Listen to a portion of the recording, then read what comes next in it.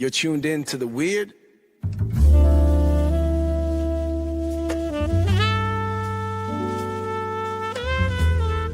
Wow. The wonderful world of pixels and play.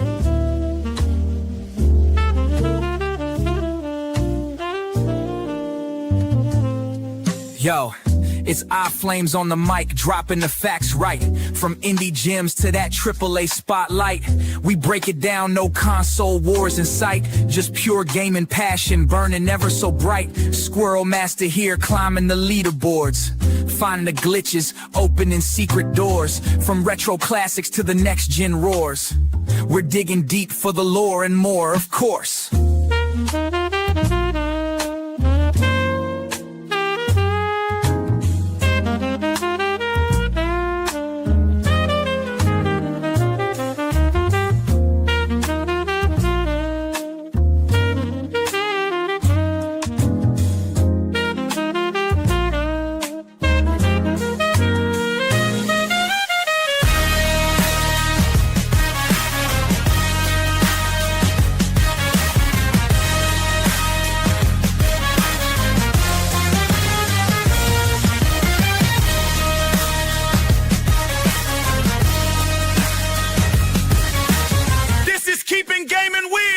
With iFlame and Squirrel Master. Let's get into it. Yeah, all that stuff. Really diving deep into it. What is going on, guys? Welcome back to a fucking another one. He laughs every single time we start one, so I mean, you just got to do it from now on. Just laugh every time we start an episode. You just laugh. You just laugh. That's it, dude. I still can't every time, dude. I've every single last, like the last two intro videos, I have fucking put you saying some shit in there. We're gonna dive deep. We're gonna dive in the deepest. We're gonna deep and dive. How's everybody doing tonight? How is everyone in chat? Appreciate y'all coming out. How you doing, brother? So Iron was fucking waiting forever, wasn't he? No shit. He was fucking pushing us. Hurry up, guys! Yeah, sending pictures of him wearing a thong in his hotel and shit to us on Discord. Fucking. Yeah. How was your week, man? I know this is a Wednesday podcast. This has been busy, man. Our fucking work is wild right now. What's up, Prodigy? Yeah, y'all busy? Yeah, super busy. We're just we're moving locations right now to a different building, so yeah, while trying to keep production going too. So, what's up, Prod? What's up, Prodigy? Prod, how's it going? Yeah, man, it's been a crazy week for me, dude. Oh yeah, dude, man, been crazy busy. It kind of worked out where we started on a Wednesday instead of a Tuesday this week. Not gonna lie. Right. What's up, Cody? This doesn't work here, Cody. You can't go. My brother's an idiot, bro. He fucking comes into the fucking podcast trying to do my commands from the chat like an idiot. You're not gonna be able to use TTS voices. Looks good on hotel TV. That's nice, fucking funny. It's just a habit for him now. But yeah, dude, it's been a good week though, man. It's been productively interesting, but yeah. Anyway, but we do have we got Ryyely back here, sitting back here in the back there. Hell yeah. In the backstage right now. We get this going. We're just watching. He's getting dressed right now, guys. Yeah. Right now, he is rubbing. He's back in the dressing room. You know, getting all. Ooh, is that a pink thong? Oh, damn! That's a banana hammock. What is that? Get it out of your mouth. Well, we can't. So I don't want to get a strike. So we're not gonna do the intro video, guys. If you guys see it, it's on the YouTube. Which because it's a short form, we don't get it because this is a live long form. Playing the videos that have copyrighted music, we seem to get in trouble. So we're not gonna do that. Instead, I guess we have Ryyely, right? So I met Ryyely. I don't know how well if you've known Flames, but I met him through Iron. I've been in his lives a couple times. Yeah, I met him through Iron, and really, I didn't even know he was Ange's husband until way after I'd been in the lives, both of their lives a few times. But great guy, always seems to have some kind of interesting content going, being realistic about what he's doing and not trying to just put on the show. But Right. We'll bring Riley on here, up here now, and do we have applause or something we can play at least? If I can't fucking play a video, do we have that? Where's it at? Here, let's bring him up here. Hey, there he is.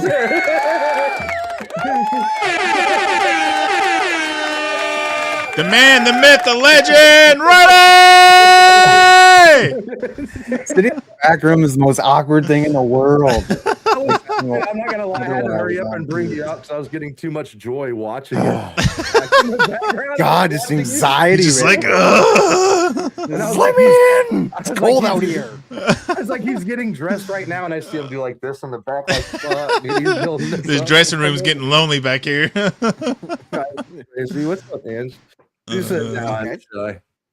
Oh man, how you doing, man? How's your how'd the game go yesterday?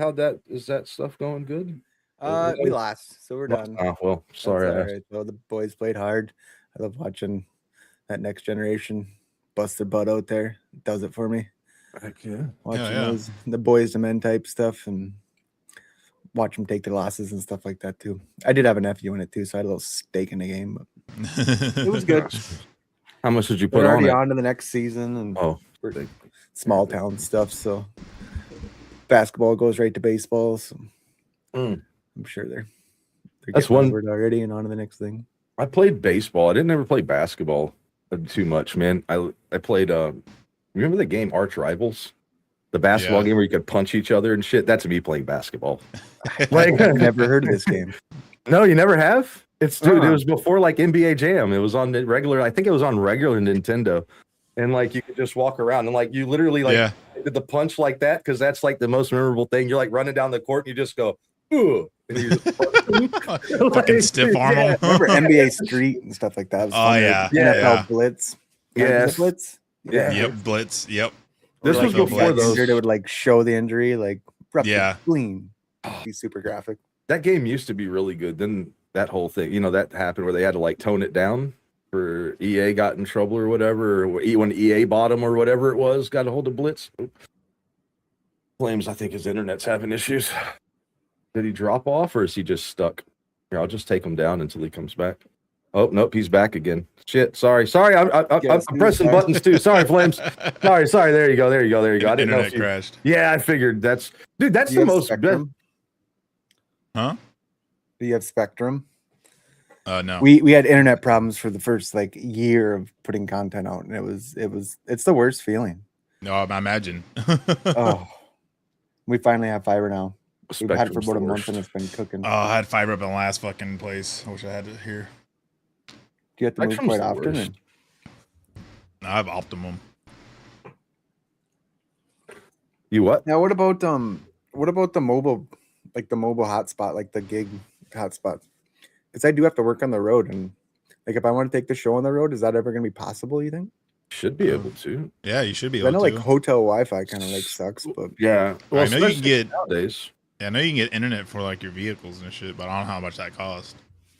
I'm pretty sure these days. I had a hotspot. Like I used to drive 18-wheelers, and I had like an old hotspot that barely even would like connect, right? And the only way I could connect is when I got close enough to a truck stop to like piggyback off of it. My little hotspot wouldn't work. But I think today, with the way the internet, the infrastructure has been upgraded, I'm pretty sure you'd be good, dude. I had one for a while. Just as long as you're not in bumfucked Egypt, you know, you should be good. Right. At least just the game. Like I want to get like a gaming laptop and like do like a really good mobile setup. That's what I used to do. I didn't like take it with. I mean, I went in hotels and stuff, but you know, I used to game off my laptop and stream my laptop when I worked for Nixon because we're always traveling. Oh. And he was traveling somewhere and he got caught. I don't know why. Do you know it's so bad as I play so many video games? Arn was saying he's diamond at Hilton, and I was thinking he was talking about like being in like Fortnite rank or something. I didn't even realize he was talking about a hotel till after I read the whole comment. So tie it right back into internet glitching, and I did read up a little bit on the CERN stuff after you talked about it. I knew nothing about that. really? Like zero. That's crazy. I thought that was straight out of a freaking Marvel's movie when you guys were talking about it. No, it's not. That's the worst part about it. It's not out of a Marvel movie. It's real, man. it's real, and they're really doing stuff with it right now. That's probably why Flames' internet's fucking up. They don't want us to keep going. How you doing, Warden? They don't want us to go into talking about. It was good all the way until I started getting in here. I didn't have a single fucking problem with it until I got in here. Dude, it's the worst feeling in the world. I hate it. Like I've been in your chair for a year. Like I'm gonna go live tonight and hit the button, and like you're like 5 minutes in, and TikTok sends you a freaking low internet freaking thing, and you're like, I can't, because you're not trying to fake a vibe by no means, but you can't put out your normal vibe when you're Right. No, because it keeps going off every time, every second. Dude, I had that issue. That's when we would do it through another software and like this. So now this, like if Flames goes, before he hosted it. And so like if mine would drop off or something like that would happen, it would get all jumbled. It would mess up, everything. And dude, that would like kill the whole vibe. You'd be in the middle of talking like he was just doing it. It goes away and you're like, now what the fuck was I talking about? Dude? I don't want to talk anymore, man. And to try to play a video game in the midst of it. It's lagging. But like on the certain note, like when I was looking into it, I realized like I don't know much about like even like you hear about like DNA and like atoms and all this shit, and like you create these pictures from the movies. Like I don't even know like DNA is or how they like look at it, or like I have like a 0% knowledge of that. Like I understand what it looks like in a picture form, but like where does it come from? What is it? How they look at it? Like the freaking microscope, like germs, like are you really like how not how dumb am I, but like no. Well, most people don't look up shit like that. Like they think they're knowledgeable. I mean this in like, I'm not saying that everything that I talk about or anybody talks about, it's always fact, right? But they think that they get in their they're like a horse with blinders on, right? And all they do is look at what they're used to looking at. Anything that questions something else or, it's shaky.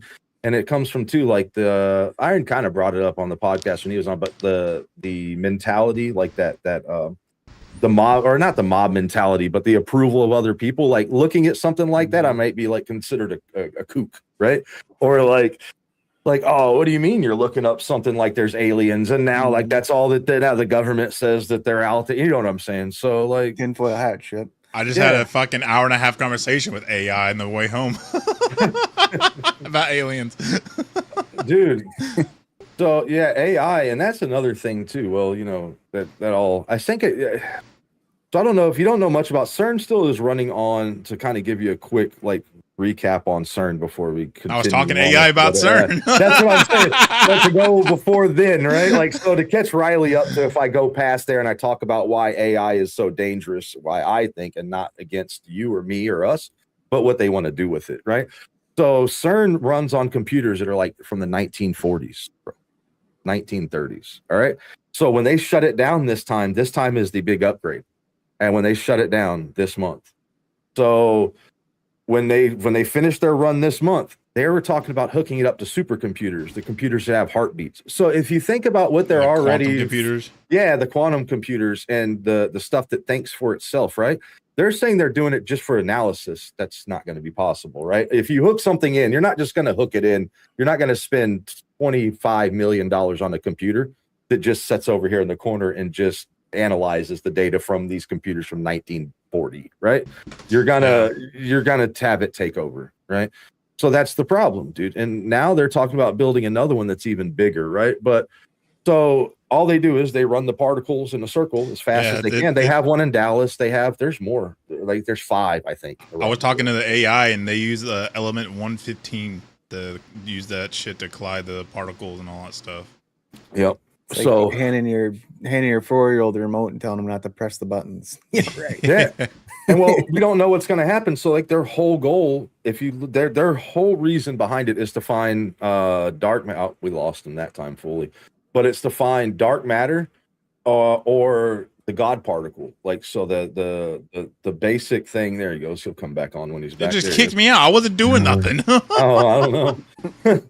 But so that's I was telling them what they're looking for. They're looking for the God particle, that particle that makes up everything, right? Including like these Funkos The beginning molecule, the beginning atom, or you know what I'm saying? That's what they're looking for, dude. And I don't think we have any business knowing what that is, right? I'm just saying. They gotta have some Goodwill Hunting shit on a chalkboard somewhere that says that this is how to do it, though. They still haven't found it. Yeah. They haven't. That they say they have. So they say they've sent light. We've talked about this before, which is still crazy, but they say they sent light back in time. How do they know, right?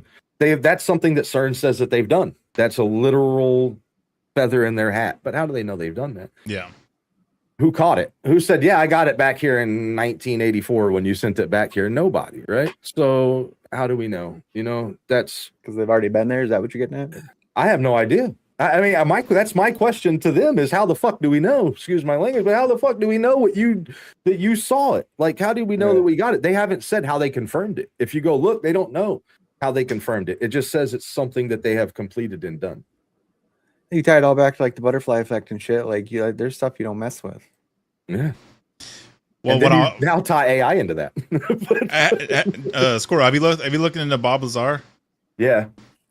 So apparently he came across fucking element 115 and all that stuff, and it when he was messing with it, it emitted a gravitational field, and apparently that's what the aliens used to propulsion their ships and all that stuff. Yeah, wasn't that kind of what he was hired for? Like to figure out? Yeah, he was a propulsional expert. Yeah, to reverse engineer all the spacecrafts and all that stuff. And the whole backstory with him and his wife and the tapping the phones and he was like heavy. Yeah, FBI raided his house multiple times and all that shit. Yeah, they were blackmailing him with his wife's. But through all this shit, he's stuck into a story for 35 years and haven't changed a single fucking thing. So it's like only thing that saved his life is he went public. Yeah. Exactly. That's still not going to save you, those people, man. different world now. When they get ready to get you, though, they still will. They'll still get you. They'll figure it out. That's the. I don't think I can live without AI at this point in my life.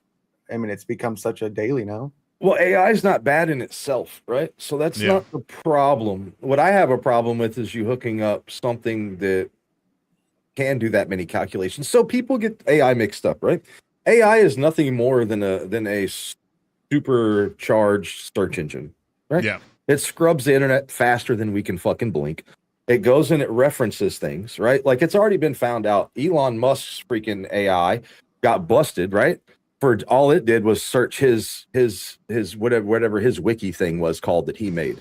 So that bot was literally just pulling stuff on open chat, on whatever that is, the open AI was just pulling stuff from his wiki. That's all it was doing. It wasn't even pulling facts. It doesn't do its own research. So it's like it was pushing his own ideology out. Yeah. So whatever they were saying. Ooh, so yeah.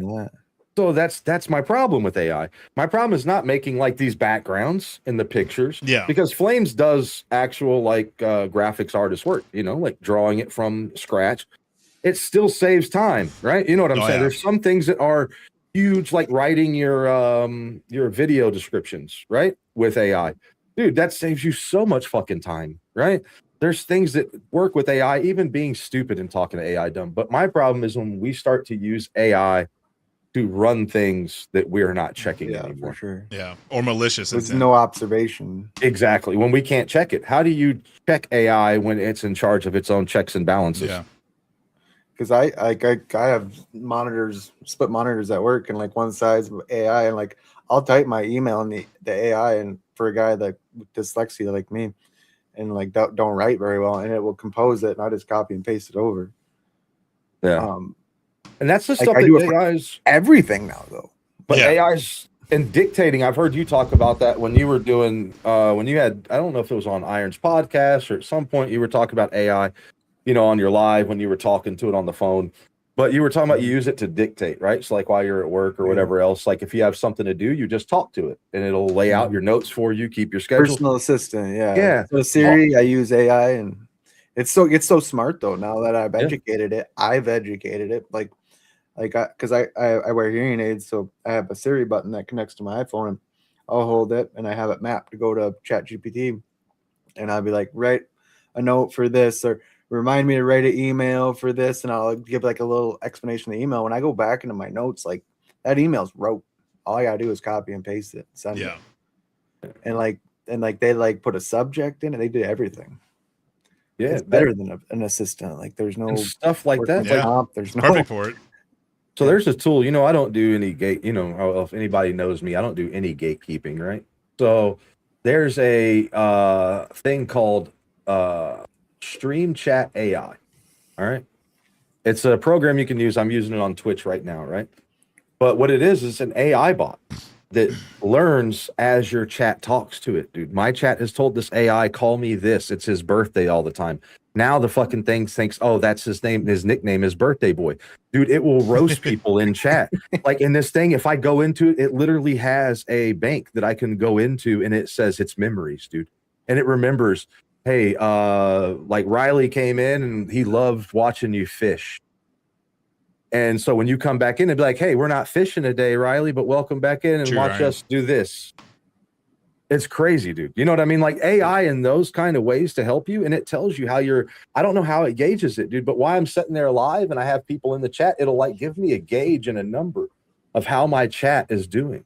Yeah. So like if they're being more engaged, it'll turn up and it'll say everybody's doing well. And it'll pop up with stuff that I should talk about, which is That's crazy, badass. dude. You know what I mean? Like Right. That's cool. like if you're lost to talk about something in a chat, like which I'm not as good. The person, I'm not glazing this at all, dude. The most person I know that is probably the best at talking to chat that I know is Ange, right? Mhm. She doesn't miss a fucking thing, dude. Even if when I try my hardest to, I'm still miss shit, dude. There's just no way with TTS or with Right. anything. My brain bounces too much. Yep. But that bot, dude, just to remember all of those things, it's crazy. But stuff like that takes away from organic content, though.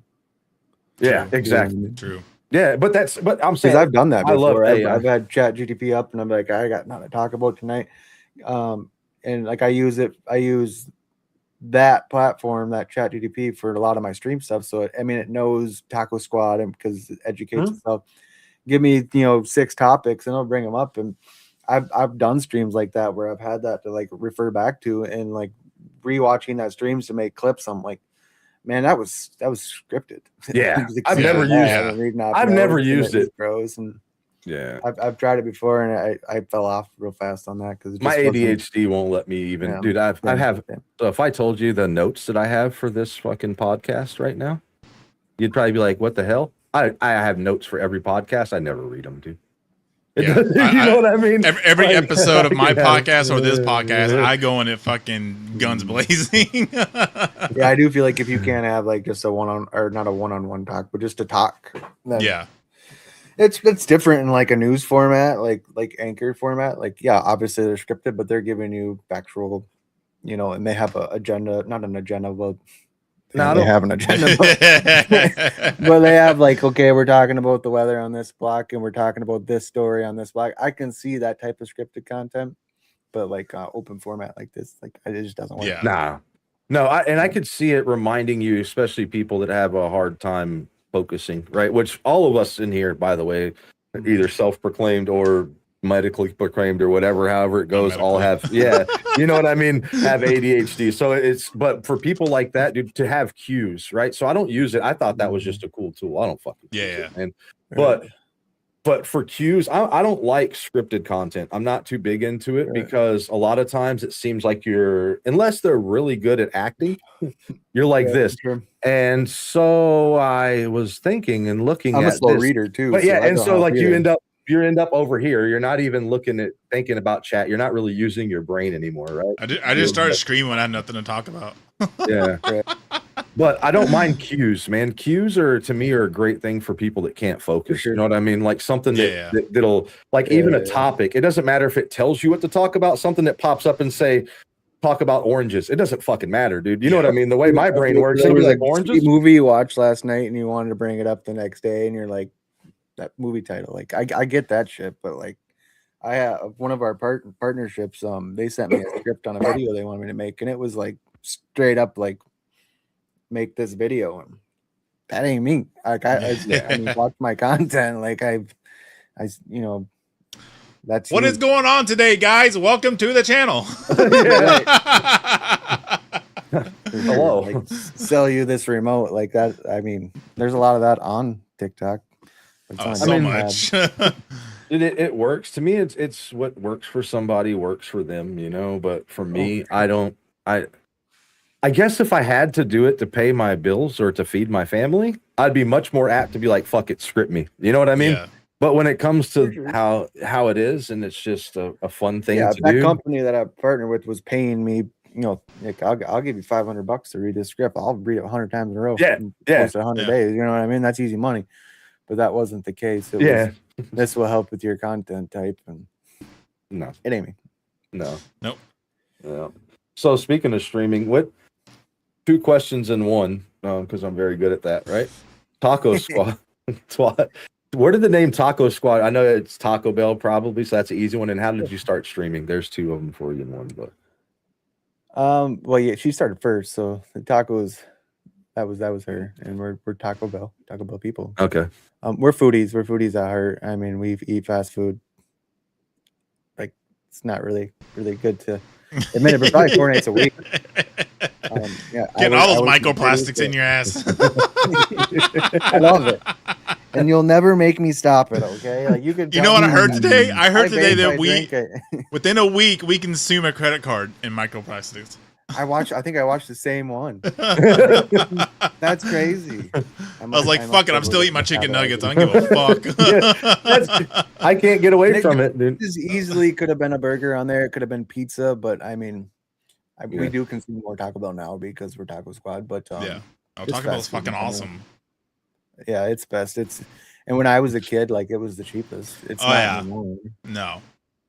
It's the You couldn't best. use the app. It's not really Mexican food, right? But it's the best fast No, food it's taco American food. chain that's across the nation. Where Right. at least you know It's the only. know what to expect. You know what to Yeah, the well, only one, really. well, is the there only one so that's made Taco it. There's no other Casa's job. not? Yeah, Del Taco. I guess they've all kind of fallen, huh? Well, they're not Well, everywhere like Taco Bell is. Yeah, that's true. But at least you know you're getting mediocre. You don't know if it's real meat or not. You know what to expect from every Taco Bell, dude. A greasy pressed quesadilla that's not. You know what I mean? The paper might be slid open already from the cut. Yeah, from the knife. bag just dripping in fucking Yeah. grease. But it's good. It's good. Well, No, what's your our order? Ooh, I could eat anything. Anything don't have onions. I don't have onions. Yeah. I don't like the Mexican pizza. I've never had it just because it has onions in it. They have onions on a lot of shit now. I don't know why, but our honeymoon was in Mexico. Our 10-year anniversary went to Mexico. I mean, if I had to, I don't know. I'm a sucker for pasta too, but it'd be hard if it was pasta or tacos forever. I don't know. I can eat steak. I just love food. I mean, Yeah. if it don't have Same. onions on it, I'll fucking devour it. And I know I sound like a big back, but Dude, being from Texas, Flames knows he's into it. In Texas, dude, everything becomes a taco, dude. What do you Oh, mean? yeah. Like you can have anything. It doesn't. Nicest Taco people in is the world. just I don't. anything grilled on a freaking flour or corn tortilla. Just throw it in there. It's a taco, dude. It's a fucking taco. I don't. I know I don't live down there. I did spend a month down there working in Houston. I love that atmosphere. Oh, yeah. I live north, about as north as you can get, so I don't like saying there's not a problem down there because I have no idea. There's no problem up here on the northern border, but yeah, I love the tradition. I love the sugar skull. I love the food. I've never ate better than when I was in Mexico. Yeah. My favorite meal to this day was from there, and I would spend all my money to go back every year. Like I love it. Oh, dude, I love. But getting into streaming, Ange did it first. She started playing Fortnite because my son played Fortnite, but she said because I had a little bit of insecurity when she started because she's a pretty lady and like why would you want to put your face while you're playing video games on the internet? Like, rah, you're Right. mine. Boy, you're gonna want to talk to you. But like big Chris. we did the Facebook scroll for years, like the local government, the local people, the negativity, and like you literally go on there to see the rants, to see who's pissed at who, to see who left who, to see what kids in jail, and like that stuff, and you get caught up in it. Right. If she wanted to create her own safe space that wasn't part of this world, this little community that we are, like live IRL to a bigger thing. And I mean, we've definitely done it. I was a couple months behind her. It took me a good month to get really on board of being in her chat quietly and like then you see that person with the first chat ever, the person that, you know, like never talks in a stream, like finally like comes out of the shell and talks, Yeah. or you know, like, hey, your streams or your morning streams or your night streams are helping me through my day. Like, it really gives you a drive to like go for it. And I can't really see myself never stopping or ever stopping. Well, Like, it is weird at first, right?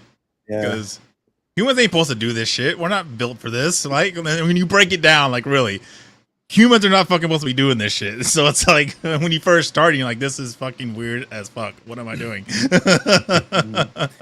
And like, That's obviously so a little weird bit going live introverts for sure. sometimes. Oh yeah. Like Yeah.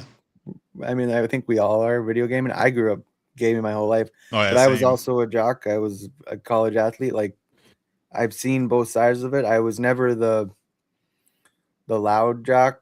I had Yeah. buddies that was that guy, but I was, you know, play ball all day and then, you know, play games with the guys that weren't at ball all night, and, you know, had two groups of friends. Small enough school where kind of everybody was friends. My certain generation, there was a lot of bullying within the sports end of it with each other, but never towards the kids that didn't play sports.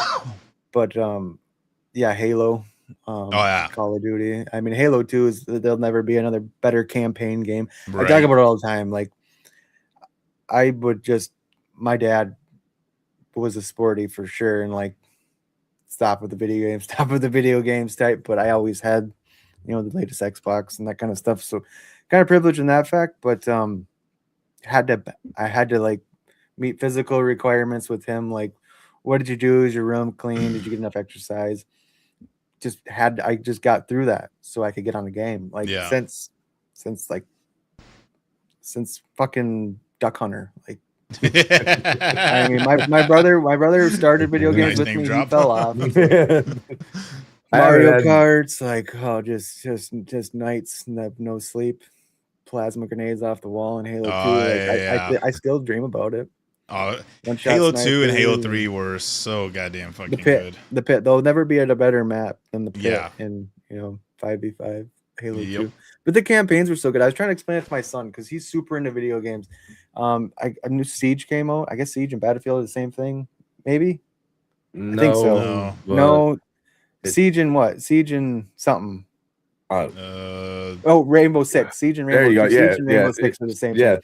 I've yeah, never yeah. played either. yeah. I've The never. new one I've just turned dropped them on, but last never weekend, played. and he was just, I mean, he couldn't play that the night that it came out because we had stuff going on outside the house, and like, I fell for him. Like, we're sitting outside and like our grass touch, and he's like thinking about the game, and I'm like, I feel you, Brody. Like, I do the same thing on Fortnite updates now, and I remember like waiting. Like, we didn't have a Best Buy or a GameStop in our little town, but like, we had Walmart. You waited at Yeah. Walmart, and there was only 15 copies, and hopefully one of the buddies got it, and you just stay there all weekend and just rip the game, and like, Yeah. hopefully you just got a little time on the controller, and hopefully it wasn't on a fucking GameCube or something that you didn't know how to use. Like, We talked about that before. That smell that you don't get anymore, dude. When you buy a No. video game anymore, you know when it's you all on here crack the now. plastic open and like that Yeah. the books, like we don't get instruction books Yeah. anymore, even if it didn't. or mean how the shit, whole right? room goes quiet when the CD Yeah. hits the ground. Like, Yeah. Yeah. oh, you just ruined it. Maybe put it in. Or you always wish you get a thick ass manual and you sit there on the shitter just fucking reading it. Yeah.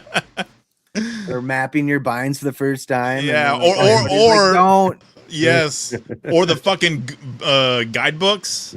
Oh, I miss guidebooks, The man. walkthroughs, yeah. Yeah. Now it's just YouTube videos. You don't have to read. Yep. Like, well, I never really read. That's why I couldn't do it well anyway. I think I might be dyslexic that you mentioned that, but Yeah. I always had a hard time. Like, I could read real well, but I couldn't comprehend what I was reading as well. So I looked Right. at pictures, and that's how I learned. Like, I would try to figure out. Like, you ever try to go through Final Fantasy on Nintendo with using pictures only in a guidebook? Let me tell you, it fucking sucks, dude. All right, I can Well, I age could myself read. there. I could read, but like my mind, I think it's because I'm playing a game at the same time. All my mind wants to do is play the game. Like, if I turned off then I don't remember what I read. Yeah. Like, if I sit there and I'm pooping and I'm reading, I'll be like, yeah, this is some good stuff. But if it's about the video game, as soon as I start to play, I think the what is it called? the shit that makes you feel good inside your head. Dopamines. Yeah, the dopamine. Yeah. I think I get that dopamine hit, and it's just like I forget everything, dude. Just play till. It's been a long time since I got lost in a game like that, though. Like, Yeah. I'm all about Fortnite updates and stuff like that, but that's like an hour or two. It's an hour or two, and it's Fortnite again. Yeah, But, like, see, that new with all game these. and- Well, go ahead. Sorry. No, you're good, but I'm with you. But these games that just go on, like Fortnite, Yeah. they'll never be a new Fortnite. There'll be an update. Yeah. They'll never be like the launch where you gotta like go to the store and fucking wait for it. Like, Yeah. it's never the same, and I do feel bad for Yeah. the kids these generations. They don't. Well, even it's like know. those type of games where it's just they never like all the battle royales and all that shit. It's just like I can only play them for like an hour or two, and I'm just like I'm fucking done for the whole week. I don't want to play them again for a while. Or the feeling of What having better a game feeling reserved. is there than hitting a checkpoint? Yeah, That yeah, anxiety, that's, like it's getting close, it's getting close, and it comes across your screen. You're like, I don't give a fuck what happens now because I can only go back, 10 seconds. that's what I've been playing a lot of. I've been playing like story driven games and all that stuff. Yeah, right now. you need to send them to me because I have none. I haven't played one since we were talking about that the other day on stream. Like, because there's a lot of kids that are really, really good at Fortnite, and it makes streaming it kind of hard when you're a casual dad playing the game. Like, I just need something I can chill and hit some checkpoints and just hang out. Do you like vehicles and trucks and shit? I got a wheel coming. Squirrel sent me our Squirrel Master sent me a wheel, so we're gonna check out SnowRunner. That game's fucking mint. Yeah, so you have Game Pass. So if you have Game Pass, still, like we were talking about, SnowRunner's on there. You'll be able to get Forza, the new one, when it comes out, not have to even buy it. All the old Road, any of the runners are on there. So yeah, so there'll be plenty of stuff for you to do. That Iron Plays looks fun too. Yeah, there's the first one's on there for free though on the Game Pass, just so you can get used to. You know what I mean? Like there's plenty you can get used to. Yeah. But yeah, the new Forza's coming out though. That's going to be Iron. That was Iron's big thing we talked about when he was on. But Forza looks good, man. And that's what somebody asked me. That's what Joe. I don't know if y'all know. Joe Flames, but I don't know if you're my buddy in Australia. But he's like, I told him I got rid of my wheel. He's like, so we play this game Star Citizen together. I'm like, I didn't get rid of my flight sticks though, so we could still fly, Right. He's like, so what are you gonna do for Forza then? I was like, my fucking controller, bro. Yeah. What do you expect? Like, I just I'm tired of it all sounds good, but I think we were talking about that. I have set up. All the toys sound great, like I have the VR headset. I sent Iron. I sold Iron my Tobii eye tracker. Oh, nice. Like I get all these toys, dude, but then it's like, what do I do with them? And I end up just turning on a game that requires keyboard and mouse, like somebody that really gets into it's such a niche thing. Yeah. And when you were excited, when Ryyely was like, I don't know if he thought I was joking or not when we were talking in Discord, I was like, I'll send you the fucking thing, dude. I don't care. I just want to get rid of it because it literally bothers me sitting here just collecting dust. I hate that more than anything. I hate waste. I played Need for Speed on a controller for a long time. Need for Speed was my favorite games of all time. Just you'll love it, to Japan and hitting checkpoints and running from the cops and you'll love it then. Like I just can't get myself to pull away from, dude. I ordered a new controller, I can't get away from this unless I'm flying. But when I'm operating like cranes, so like playing, dude, I was playing Farm Simulator. All right.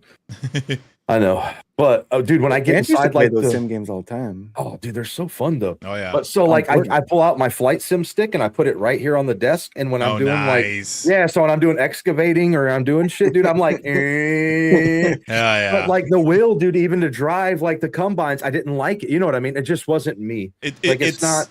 There's so much because I have the whole setup too. I have the steering wheel, pedals, e-brake, fucking shifter, and all. Yeah, I sent him the e-brake too. I sent him my e-brake that I got too. So he'll have a great time with it.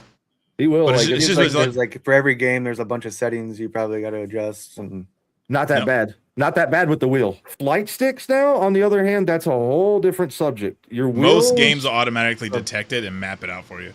Yeah. Oh, cool. Besides what Iron does and what he'll tell you about is like changing the buttons, so when you map a few buttons to help you with your thing, like Flames could tell you about it. You know what I'm talking like a reset camera, right? Or like to move, so like you'll want to remap some of the buttons on the steering wheel. But other than that, dude, no, most games when you plug it up and you start like Forza, when you first start up, you'll be able to go straight into a race, and you may want to fine tune your wheel, but it'll automatically pick up like on all the settings, force feedback and the radius of it turned and all that stuff. Okay. Yeah. So it's real plug and play, dude. Like it's not. You install the Logitech app because Flames, you have the Iron had the Logitech one. I think most people, if you're smart, you start with the Logitech stuff because it's that lower end cost price between 200 to 500, and you still get quality. You know what I mean? It's still like when you feel the wheel, you'll see it's like wrapped in leather. Yep. So you feel like you're grabbing a wheel. Those type of things. You're not just grabbing an empty piece of plastic like a fucking and it's direct drive and all that stuff, so it'll break your hand when you turn. And you got to set your zero I'm settings and all that stuff. Yeah, it's fun, dude. But I just don't have. I have to be realistic about what I do, and you know what I mean. Like I have so much shit that I just have. Playing with the wheel on Forza is fucking so goddamn good. Like, I've played Sims on the fucking wheel and all that stuff, but there's just something about an arcade on a wheel and setup and all that stuff. It's just so much more funner. Right, like you don't need quarters. You can just keep playing. Yeah. What I want to do is me and Iron were talking about this, dude, is put my flight sim set up here and people get on like everybody that has a wheel gets on not iRacing, what's the other one? Beam, and they have a helicopter fucking mod. Yeah. So I can jump in a helicopter, be flying the flight sim and watching people drive while everybody's That'd driving. be fucking dope. Like from a helicopter point of view. Yeah. I'm sure it has a drone on there too. Yeah. My son does want to play it pretty bad. Yeah. We didn't realize it, and we were watching Iron one day, and he wants to play it, so that'd be cool. Getting that kind of that bonding too. Yeah, and like I said, the way that I sent, I know we're having a podcast and all that shit, but hey, we're here talking about it, whatever. But the way I sent it to you, dude, it all plugs into one hub, and it's a powered USB hub. It's a nice powered like USB hub. So all you'll do is plug the wheel and the shifter and everything into one, right? And then you just plug that in your computer when you're using it, dude. That's it. And then when you're not using it, you just fucking unplug it because it will. Here's one for you. If you have a controller and a wheel plugged up at the same time, it'll fuck it up sometimes on both sides. So you'll want to unplug like your Azeron when you're using the wheel. For sure.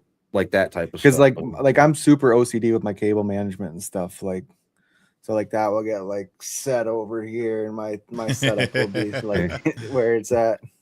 That would be sick, dude. Dune buggies and a helicopter. Being chased by a helicopter. Sorry to put that up there, but that would be sick as hell. Like dude, there's so much racing and shit. Dude, there's so many games too that you can play with the wheel that are like specific roles. Like we played Arma. Like Flames knows what Arma is, right? You've probably never seen Arma, but there's people that fly helicopters, the flight sims, right? And then there'll be people playing with keyboard and mouse, like the soldiers going in. And then there'll be people doing transport just in the helicopters. And so like that's their dedicated role. Yeah, and dude, that's you could like have all a they wheel do. out, and you could be one badass driver in a fucking tank or a vehicle, like controlling troops. And the helicopter, and his job is like to drop the troops off. And doing it for like 8 hours, just flying to fucking different zones and dropping fucking soldiers. And they do it so like you and they have radio it. comms, so they're like, but they'll be like, hey, I need a transport truck pickup here. You'd be like, I'm on the way, and it's fucking you just hauling ass to go pick them up. Deuce and a half, just fucking and it's comms the whole time. I gotta go, honey. Yeah, I gotta go. The up dog breaks on it. The up dog. That's cool right. Shit. I'm excited. The up dog's right next to the matter, baby. You're driving the wheel. The fucking don't have a license. You an asshole for the door thing. You're a bitch. Too. Did you say she said she doesn't have a license? She got to use it for driving? She's never done driver's training. Oh, dude, there's actually a game that is while you fuck around. There is a game on Steam that is driver's training, bro. Like you have to learn to parallel park and everything. No joke. No joke though. I'm telling you, there is it is a game that you just go in and you're just driving real world scenarios. Like fucking. So after our Discord talk about the wheel, and you said you're gonna send me the wheel and all that, like my FYP is just full of it now, just from that talk.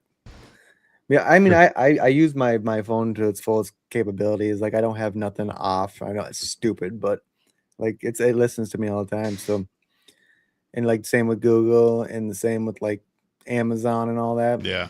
But I think that's like the benefit to AI, don't you? Right. Like, I have nothing really to hide. So like, what's the point of like turning all that off? Like it's helping me. Like when I plug my phone in my car, and I was, in ChatGPT looking up a recipe, and it's like, do you want to go to the grocery store? When I plug it into my CarPlay and it tells me where the grocery store is, I'm like, yeah, you're right. I do have to go get that shit. And you just hit the grocery store and you go. Hell yeah. Benefits. And I The think only that's thing- the good part about it. for So, sure. but I will get in. I will. So, I guess this kind of ties into the bad part. While I'm thinking about this, speaking of Joe, we were talking playing Farming Simulator last night, right? And in Australia right now, so you cannot get Pornhub, you can't get social media, anything. You have to upload your ID to a special server for the government now, and the government has to approve you to be on it, dude. That is, and I'm not trying. We had a conversation about it last night, and he agrees, and a lot of Australian citizens are upset about this, right? My problem, my thing is, it's not so you don't have anything to hide, Riley, right? Like you're saying, but what if somebody grabs a hold of that information that shouldn't have it, right? Yeah, I Like can see what because you're saying. that's the problem, and that's the problem with this they're doing in Australia with the government, right? Like how many old ladies are getting like fucking those or old people. I say old ladies just because I think you know what I mean, but like No, I hear old you. they're getting the calls, right? You know, like, oh, Spam your calls. computer's broke and you got to do this, Yeah. right? Now you're in Australia, dude. And they go, this is the government. I need this password thing, and they have all your fucking information. Right. Mm-hmm. That's I did scary. hear some more stuff about that. Like, I'm not sure if it's Australia. It might be, but they're claiming that the algorithm's too addicting. Yeah. For the viewer. That's what it is. That's what Yeah. they've got. So Joe's how he started it off to me was Australia has gone way too far with its censorship now. That's Yeah. how he started it off, and he's like, they have gone. It's to the extent to where they can't even get access if they want it. They have Right. to. He's like, I'm not uploading my ID, bro. Like, I don't have anything to hide either, but I'm not uploading it to a government database for them to. We talked about. They this, already but, you fucking know, have it in the first place. yeah, but for that 100%. database You to can't be hide leaked it. onto a new database, you know, they already got it, right? Yeah. But why do we need to upload it again then? Yeah. See, that's where my problem comes in at. If you already know who I am, why am I having to tell you twice? Yeah. You know, like, And if they're modern, if they want that information, what else are they getting from the actual accounts that you made from all the they social can media? see everywhere you go. Yeah, and what you're doing and what you're saying and all that stuff. I don't have anything to hide, but I don't want my my government. Sorry, I got a work email, but I don't want my government looking in. I don't care. I don't want them to know what I look at when I'm lonely in bed at night. I don't care. Mhm. I don't care if I have Remember that anything to movie hide. Eagle Eye? I always Yeah. refer, like, when we talk about stuff like that, I always refer to that. But like to Shia talk LaBeouf. about the algorithm, like, you can't get mad at it for being good. Like, how many times like have you been scrolling on your phone and like, okay, you're watching, let's say you're watching gaming content. It sends you a bunch of gaming content because you're scrolling slow. Okay, you start scrolling faster to the game, and then it puts you on a different genre, and then you get scrolling faster to that, so it puts you on a different genre. That's great. I think that's top tier, marketing for them to be able to tell by the speed of your scroll what you want to watch and to keep you on that phone as long as you can, because they're going to throw, 6 ads every 10 minutes at you. But it's when the certain platforms push certain things on you by whether it be every 6 video is the thing they want you to like, or Ass shaking videos. yeah, I mean, for sure. Or yes, say they know you stop on an ass shaking video and they want you to believe in this ideology, so they tie ass shaking in with that, and that's what they put in front of you. Yeah. That's the shit that pisses me off. Yeah, Because they're do. not. You can not like something and they can put it in front of you 1,000 times. And you're gonna scroll past it 1,000 times, but when they put the two things together to try to push whatever, it's not even like necessarily politics or not politics, but it's more so what's profitable to them in front of you, like putting the creator that's making money in front of you so you can go spend money with that creator, or the product that's making them money, so they put that product in front of you. Say the girl shaking their ass is selling the supplement that you might buy, so they put those two together and put it in front of you. That's the stuff that drives me nuts with the algorithm. Yeah. And I see it all the time. Like, as you dive deeper in as a content creator, as you dive deeper into like, okay, what do I need to do? Like build, like growing off of other things. Like, okay, maybe I need to put a ass shaking girl behind me while I stream Fortnite. Like, Scroll me up for that. But it's not even that. Like whether I, have a beard or shave my beard tight because I watched 16 dudes on there that had the like. That's like the opposite of organic like content creating. Like fucking do Yeah. you, bro. Well, Do you, and if you don't make it, like well, play a video game. there's so much non-genuine, cringe-ass content out there that it's just plagued the content fucking industry now. It's just like it's hard to be fucking organic and be yourself and all that stuff because it's just riddled with so much bullshit now and you can't really fucking pop out unless you join it. Mm-hmm. Well, we forget. Yeah, and that's not really where I'm at in my content creating. Yeah, me either. I mean, I got 2 kids, and I have a community that's very, very, very large. And like you scroll, like as I see a lot of Fortnite stuff, and you see the same game captures, you see the same layout because that's what the algorithm likes. Yeah, because those are the people that are succeeding, and like there's a reason they're succeeding. Like everybody gets mad, like why does this guy have so many viewers? Probably because he's good at streaming. I mean, they're like you see people pop off randomly, but the people that contain their numbers, they're good at it. Yeah. Period.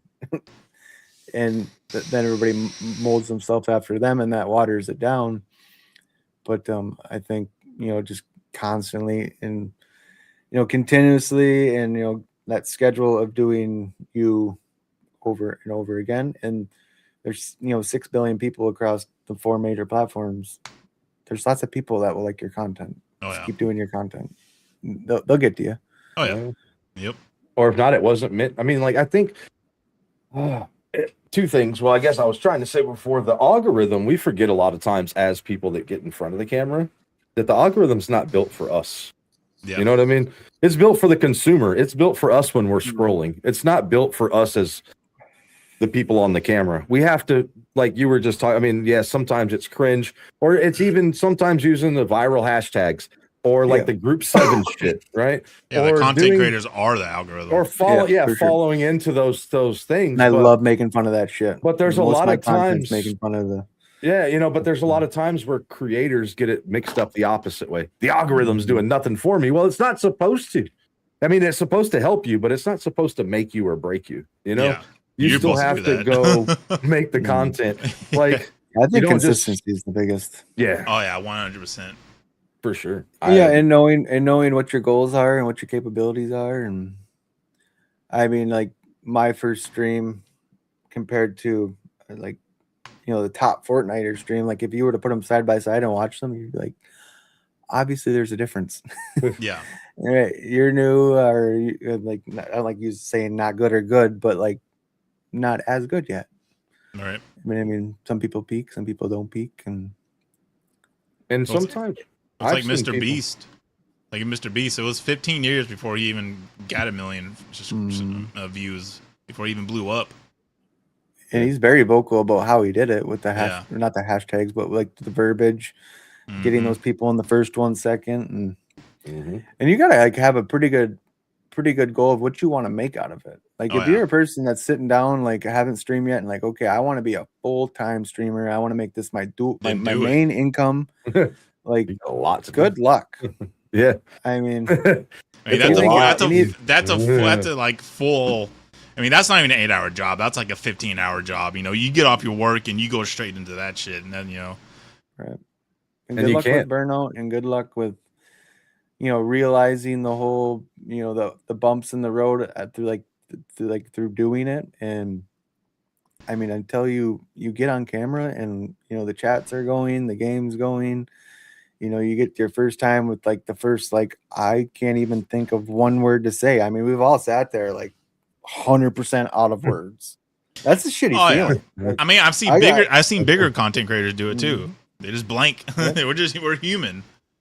Or you just got a spammer come in and bust your chat up and knock you off your game, and like, or you had a bad day at work because streamer brain hit you. Yeah. Or you get super into your game because you fucking love video games. Like, yeah, and you miss 18 fucking comments. Right. Or a gift or two, and you feel like shit. The hardest thing for me when I did I tried to, because I still technically, with my job that I do, my business, you know what I mean, I'm still online all the time, right? And it's still putting out videos and you know what I mean. We do lives and stuff like that for that stuff, right? But like the hardest thing for me, damn it, dude, I just lost my train of thought. I looked up and thought about work, man, and there went the Dreamer ADHD. brain. Yeah, exactly. Oh, well, that's it. Is you know like that dude going on and on and on. You got to think, man. Sooner or later, when you hit that button, dude, your brain is mush, man. You don't realize how much when you start going live, not just like what you or Ange does, because y'all try to have time set and you stick to them and you stick to it and you get off. You're not doing like another 8-hour session at nighttime, right? Yeah. You get what I'm saying? But that's what you have to do when you're going to do it. Like I started, the best success I had was doing 3-hour blocks and then taking 3 hours off. Sure. That's when 3 hours seems that's I when think Twitch started to do really well. But the problem is you start to lose touch with absolutely everything else around you. Yeah. Like you start to think that this is all that matters. This makes me what my online persona is, or what this live does. This live only had 5 viewers in it, dude. I'm done for. You know what I mean? You start to get, for sure. it takes you over way too much, man. You know, and that becomes the part where I feel like What do you think of what we are and what we're labeled as content creators? Like, say you come up and for viewership and you're at your 3-hour mark and there's your X amount of viewers, but you know if you keep going, your content goes down. You're putting yourself in front of your peak viewership with your worst content. Yeah. You have to know that point. Okay, my tank's empty. I got a lot of people in my box. If I go for another hour, half of those people ain't gonna come back because I just put out shit content. But if I end up now, maybe they're gonna be like, oh fuck yeah, that person I seen last night or yesterday morning that they said they go on every day at this time is gonna be hyped like they were at that 3-hour mark, or they don't know what time it is, but you know what I mean? Like, because a lot of times, especially on Twitch is a big one. For the more people you have, the more impressions you get. Yeah. So you get your box up to, like, for me, like 25 people in a room's like a good Twitch for me. Yeah. If I'm at that 2-3 hour mark with 25 people, I'm like, shit, my stream's popping off. I got to stay hyped.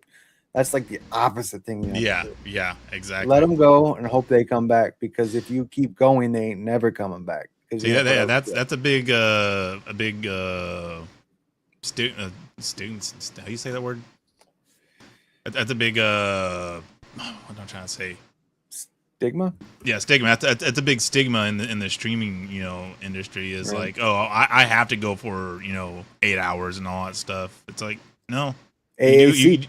Yeah. Everybody pushes AAC, and it's I hate it. So you can stream for 2 hours and still build a community. Yeah. And still, still be, you can stream for 2 to 3 hours and still become a full-time, streamer or a content creator and all that stuff. You don't have to do it for 13 hours. You can do it after you build your community and all that stuff, and you get big, and then you can stream as much as you want to. But I think people just is like, oh, I got to stream this much and this much. Yeah.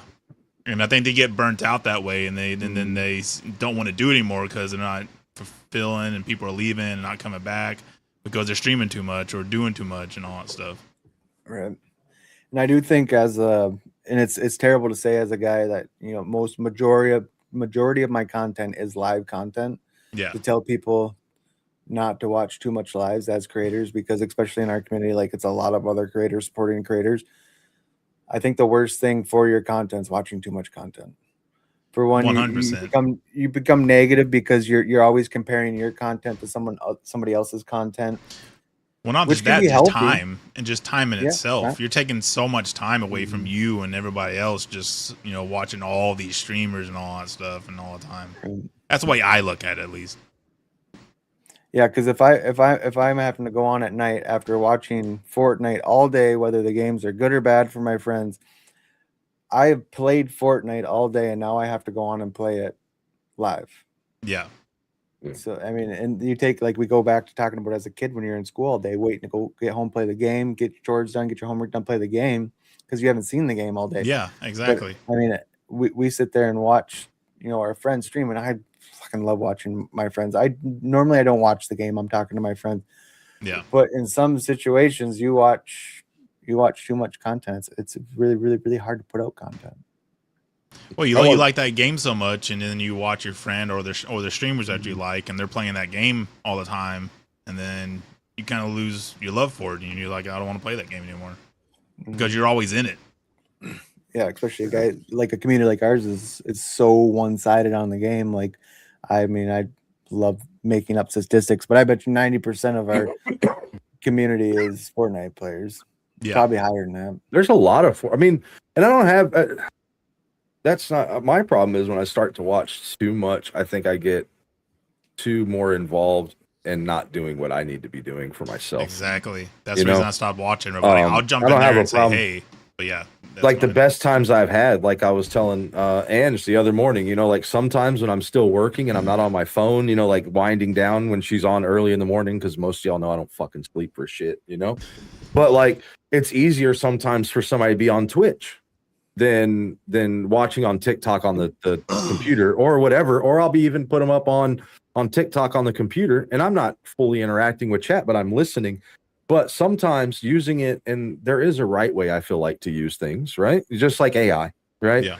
So if I'm using that as something to keep my brain company while I'm doing something else, Exactly. I find when I start doing dead time scrolling, that's when I start to get myself in trouble.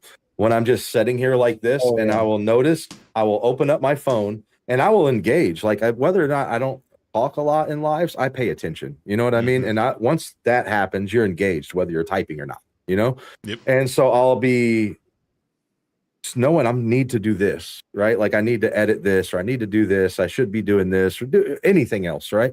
But I'll sit here and then start tapping the screen. And once I've moved my hands away and I kick back, my brain has already went off. I'm not doing whatever the hell I thought I was about to do. And that's when it starts to be in trouble, because you'll notice I've done it before. I don't know about you guys, but I felt like I blinked and 2 hours is gone. Yeah. Oh yeah. And they're like, all right, guys, well, I've been on for 2 hours. I'm getting off. And you're like, what the fuck? No, I had to do this. And then you look at the clock and you're like, dude, but now I got to go to bed. And then you create that I didn't do anything besides watching someone, you know what I mean? And it's yeah. I don't. Well, it's the creator for sure, but I mean, it's not healthy. Yeah. Well, it's like back when me and Squirrel were doing all of our crazy shit, and we had everyone was on TikTok at the time. You know, I get done streaming, and then go watch Squirrel, and after Squirrel's done, I go watch Malice, and after Malice is done, I go watch General, and after General's done, I go watch Mamba, and then fucking 5 hours, 6 hours has passed by, and I haven't done fucking nothing. Yeah. Especially when you have lives outside of content creating. Yeah. Yeah. Because then you don't have lives outside content. Yep. Yeah. And that's where like we started taking weekends off, and like mentally it's been awesome. But like I will wake up on a Saturday morning and grab my phone, open TikTok, and doom scroll videos. Yeah. And like every video I'm like, you piece of shit, go do something. You piece of shit, go do something. And I'll keep doing it because the algorithm's so good. Yep. That's one thing I'm working on right now is staying the fuck off my phone. Or the worst is when you finally talk yourself into stop doing it, and then you leave it open. So like when you first open your phone, TikTok comes back up, right? So all you do is you just lock it fast, go start doing something, and you're like, oh shit, let me check my messages. And then you stop for a second, you open it back up, and you're right back in it. You're right back in it again before you even realize. The dangerous thing on iPhone is they have auto scrolling on there, and I'll just set it on when I'm driving. I'll set it on my phone holder and just fucking hit auto scroll and drive. I didn't know that was a thing. I'm glad I haven't. I don't want to find that. Yeah, I can't even look that up because that's bad news for me. Yeah, it's only on the iPhones. The Androids don't have it. Good. I don't want it. I don't. Even if I had an iPhone, I'm not looking it up because that was. Dude, I have. You can imagine all the all the arms I have, right? So like I've got like empty stands everywhere around my room. So you can imagine now what that would do. Auto scroll. I got something just with this up above my bed like this, dude. Oh man, what that would do to the corn hub? That would be, no.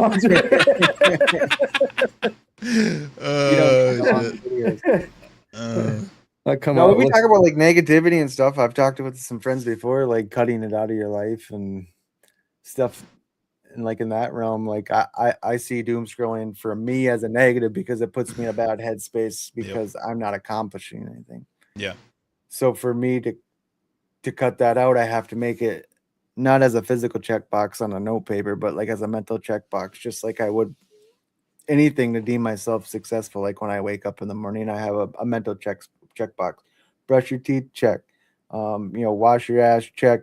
clean underwear, check. Deodorant, check. Drink some water. So like in that first 5 minutes of the day, like I've already accomplished 5 tasks. Yeah. Make And your like bed.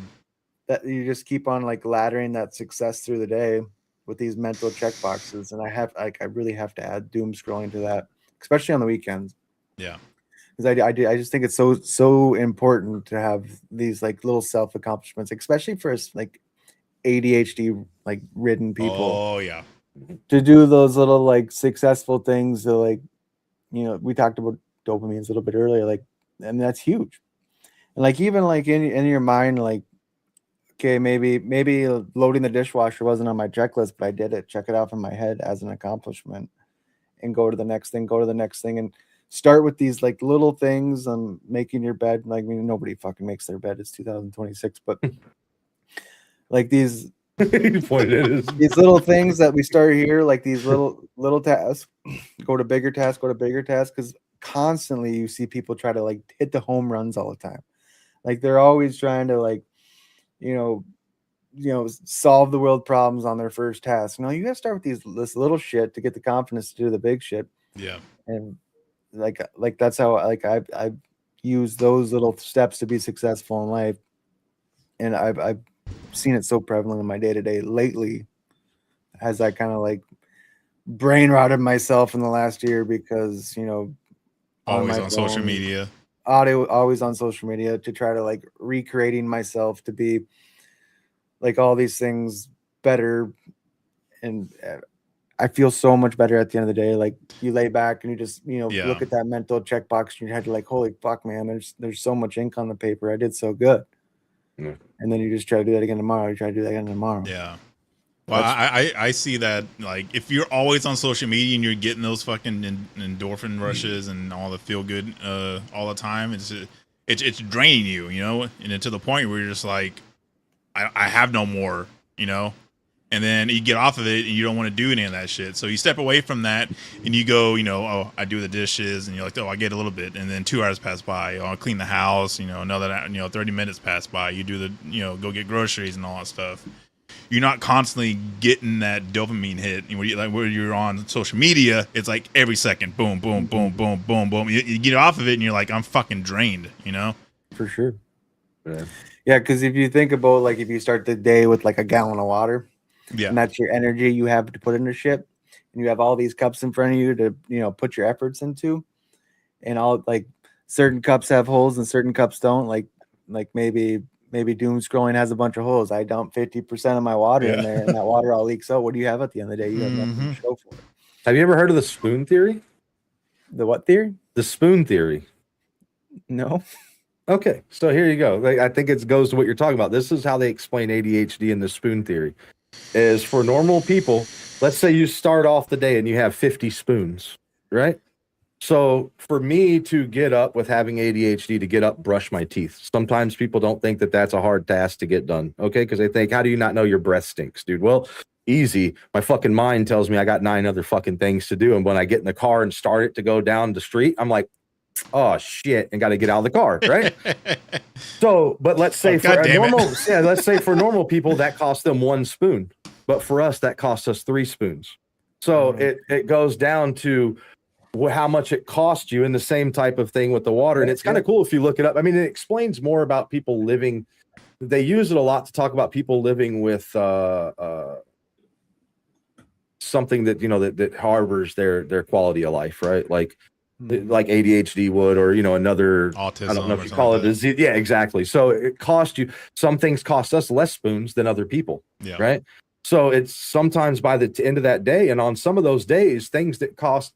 Sometimes brushing my teeth will cost me 3 spoons. Sometimes it costs me 1, like normal people. You know, and sometimes we don't. And it helps keep that tally in my head. And it's not like a physical number, right? But it's like, shit, dude, am I spending too many spoons today? I got to calm down. Yeah. You get what I mean? Like, and that's kind of what I'm. Like with the glass of water, like, sorry, I didn't mean to cut you off. Filling all these glass of waters up, and then you put those all back in your gallon jug at the end of the day. What do you got left? Like, if I dump a shit ton of and lost a bunch of water, like I'm not gonna have nothing for the next day, and eventually my water canteen is gonna be empty, and I consider that burnout. Yeah. So Well, like even with my what you put into stuff, you got to get back out of it. yeah, even with my ADHD, I've been like, for instance, going to the grocery store mid drive, I'm like, nah, I'm going back home.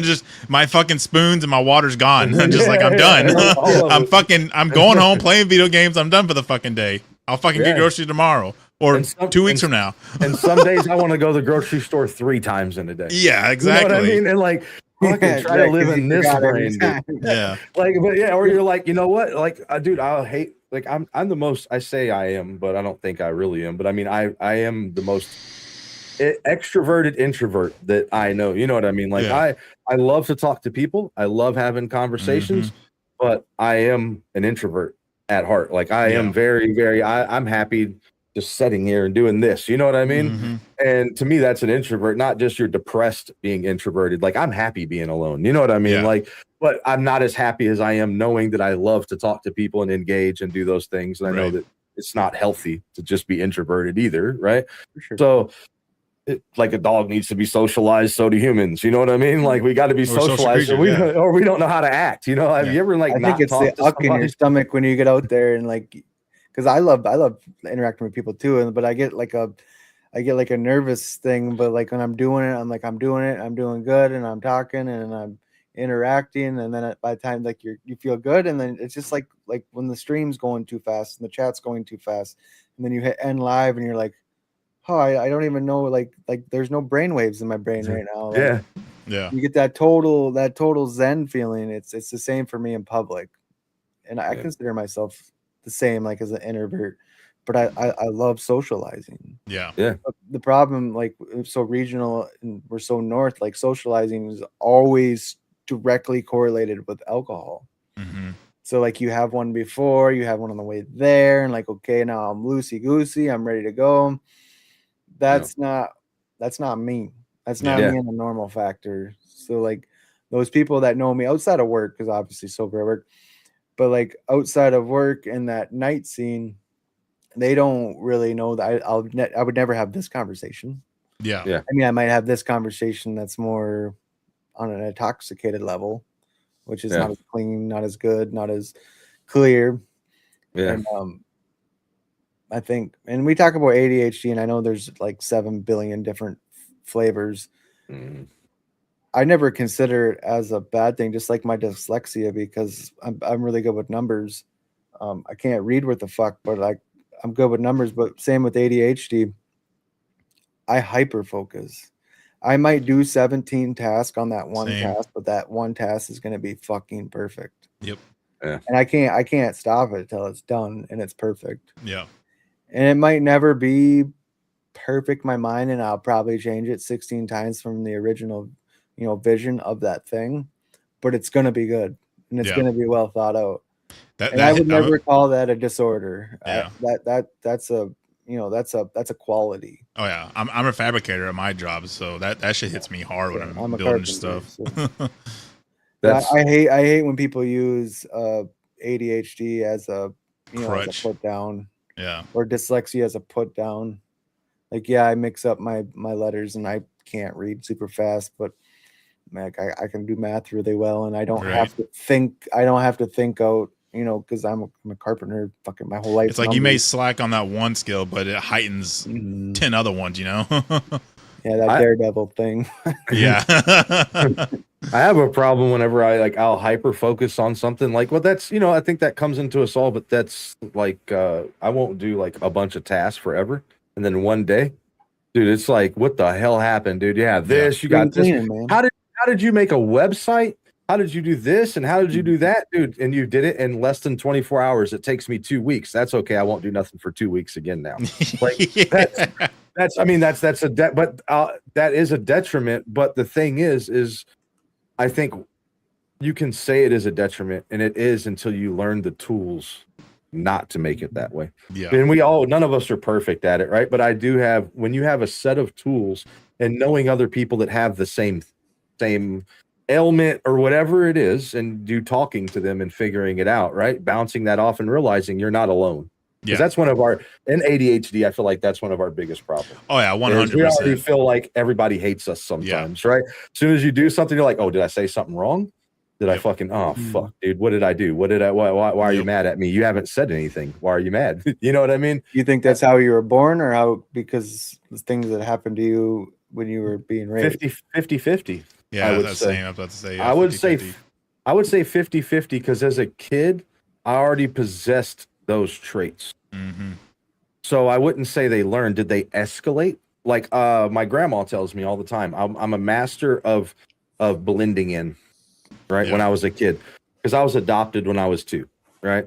I always didn't get along with, I'd throw fits, I would do shit. You know, I had attitude problems, you know what I mean? But when I would go to this person's house, I would easily change my whole attitude to fit into what I needed to do at that house. Right. I go over to this person's house, I don't change who I am, but I would mold to that, right? Yeah. And that's a coping mechanism. So does that make that worse with ADHD? Yes, because if I don't, I make myself feel like if I don't be fake, they're not going to like me. Yeah. Right. You're not If I don't do that, Chameleon, that is a thing. I've heard people talk about that chameleon effect. Just, it's like an insecurity thing, and like that wanting to, be tribal. And I mean, you grab onto certain ideologies that way. Like if you look at like, I'm not saying you as a person, just in a whole, but like how do people get how do people get hooked in, like how did my son join this certain cult? Well, because he didn't have nowhere that accepted him. Cults strive on numbers, so they accept anybody, and that's how they drag you in.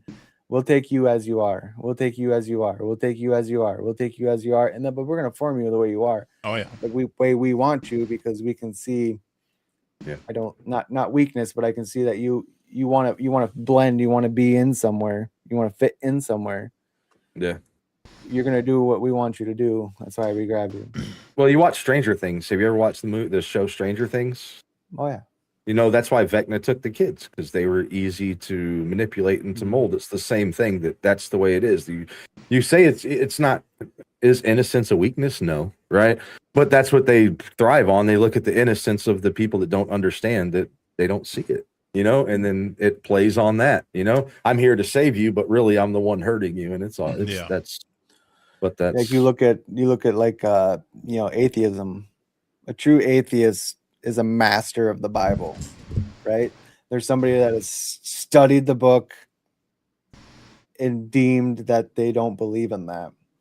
But you look at all the 2026, not all, that was a terrible statement, but a lot of these people say that they're atheists, that have never read the book, that have never done their studies.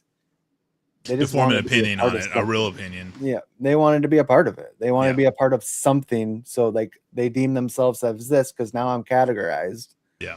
And I mean, it's not true, because in 2026 we're it's like you talk about eras, like the Renaissance era. This is the opinion era. You can be an expert of 0% and have an opinion on something. If Squirrel Master, if you ask me a PC question, I would not give you my opinion because I don't know fuck all about it. If you ask me a carpenter question, I'll give you everything.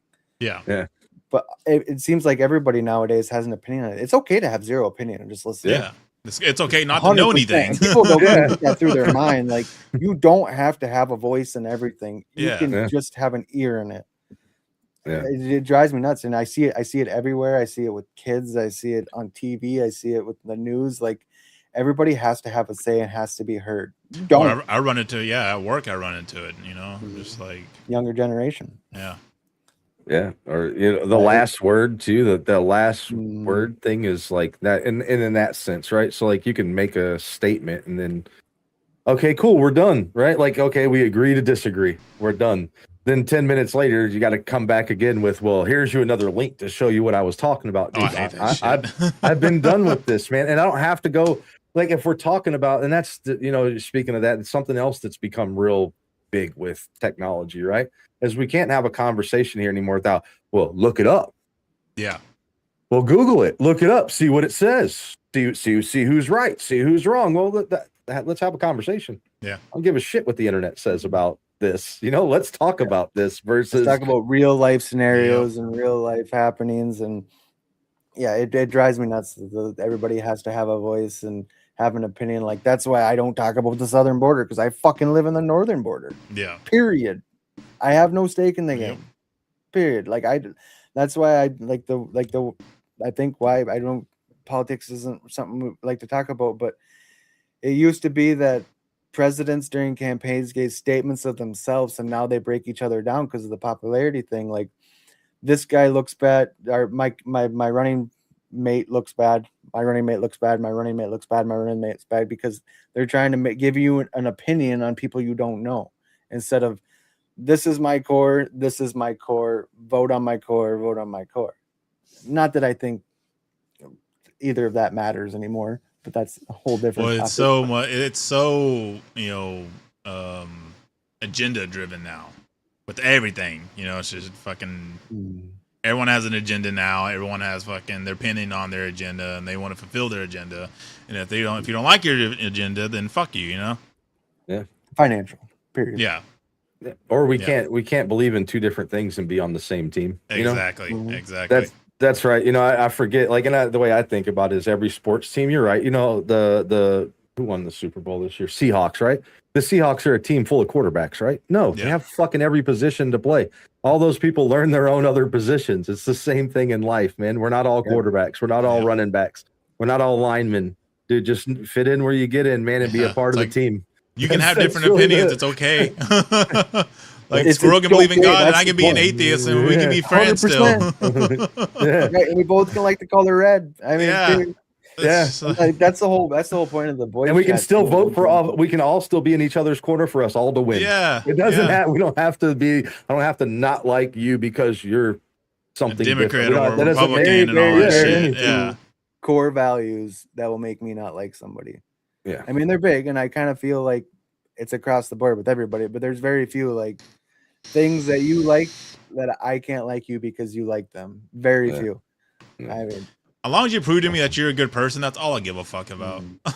Then when it comes down to it, that's all I care about. As long as you're a fucking good person, stay true to your word, have morals and all that shit. That's all I give a fuck about. Right. Yeah. And we have a discussion every Sunday, like try to take a bunch of different opinions in, and like the whole purpose of the thing is like hoping that we have opposing opinions. Yeah. You try to, because people get so narrow in their track. Like you go to work with the same group of buddies, or you go to work and there's 50 people there. You start communing with 5 of them because they share the same ideology, and you can speak freely around them. You're never gonna build off of that. You get so narrow-minded and so tribal. But like in the platforms that we have, when it's the whole fucking world, you can really bounce off of people, and I do think it's important. And coming from a town of 800 people, that's where I grew up, and that's and it was dominantly white people too, northern. So obviously there's stigma there too, but definitely a one mind track, for sure. And like, I mean, we got 4 churches in our town and 0 bars, so like super narrow minded. Yeah, and I'm Catholic and believe whatever, but I can for sure have dinner with the guy that don't. Yeah, because we still breathe the same air. We still have so many other common stuff that we can get along with.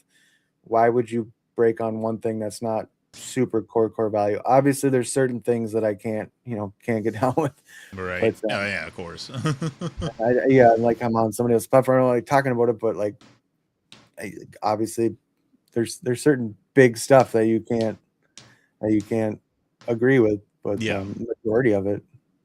I mean, it's just having opinions and all that stuff, and all that, and oh, you have your opinion, I have my opinion, it's like, oh, I don't like that, but it's like, oh, I don't fucking hate you for it.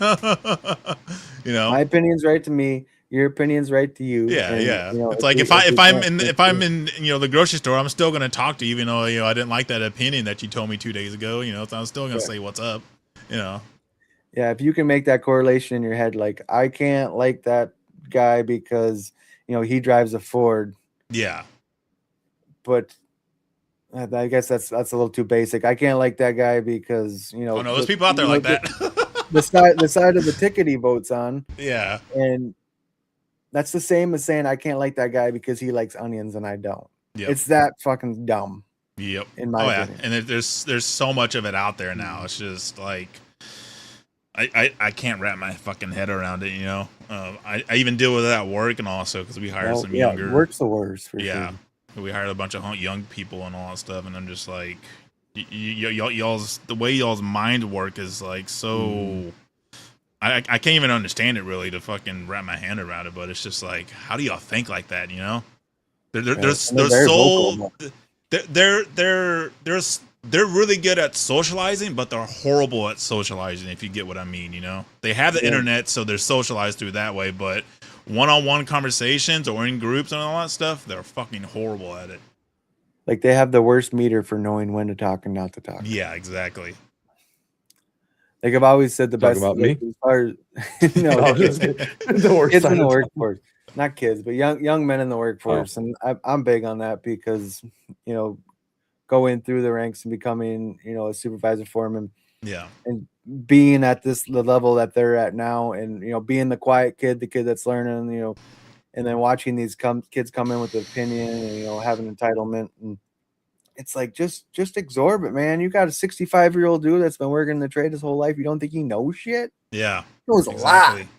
Just learn, man. You'll get there. You're not gonna make what he makes right now. No, because he's been doing it for 45 years. Like just chill. But they don't see that because the internet. I mean, they fucking learned it last night. Instant gratification, man. That's one thing I've been running into when I talk to them. I'm like, because I like getting to know people. I'm a social butterfly and all that stuff. I like fucking picking people's brain and really diving into them, what makes them work and all that shit. And I asked a bunch of them. I was like, what's your end goal? What's your dreams? What are you striving to get? After you move on from this place, and they're just like, I don't know, smoke weed and fucking play video games. Yeah, I'm like, Jesus fucking Christ, make money and then hopefully get money next week. Get money next week. I'm like, what kind of life is that? What you're just fucking, you're a zombie at that point. You're just fucking living.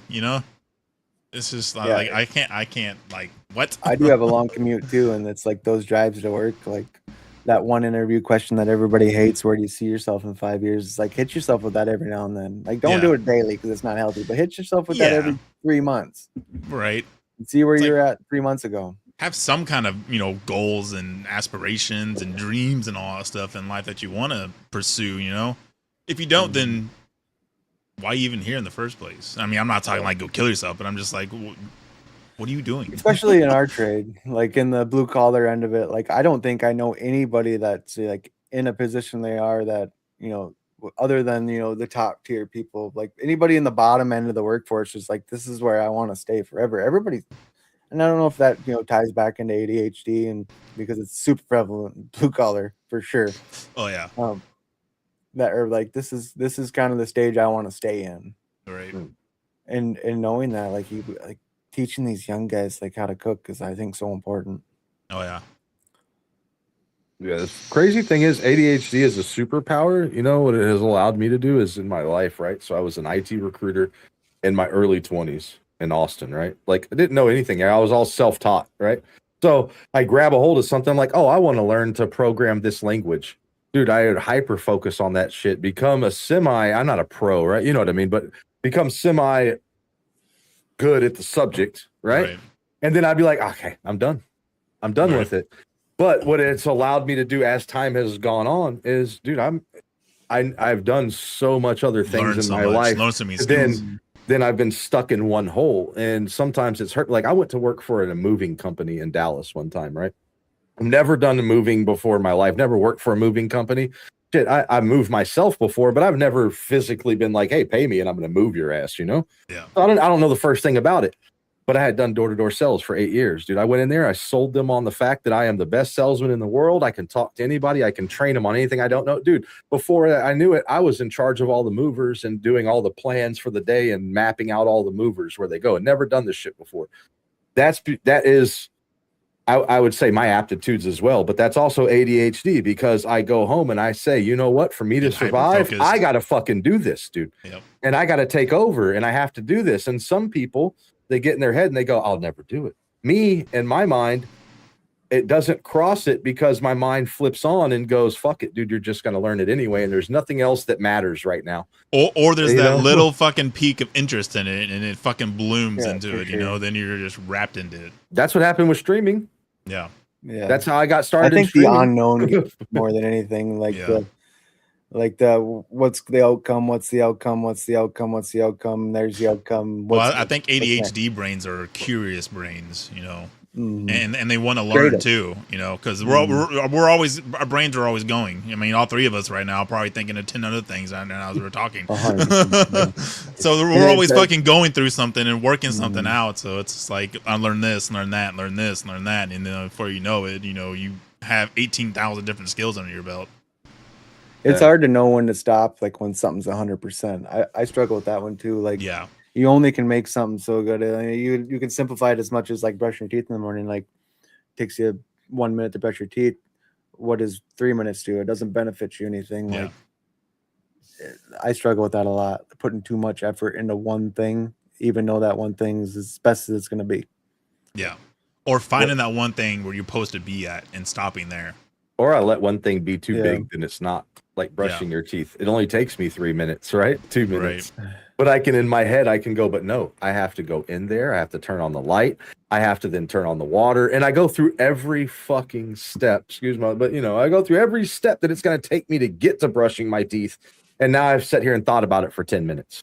Yeah. You know what I mean? And or that's something Yeah. small, or put it on deodorant, or going and grabbing something to eat, grabbing a water, and you know, I'm thirsty.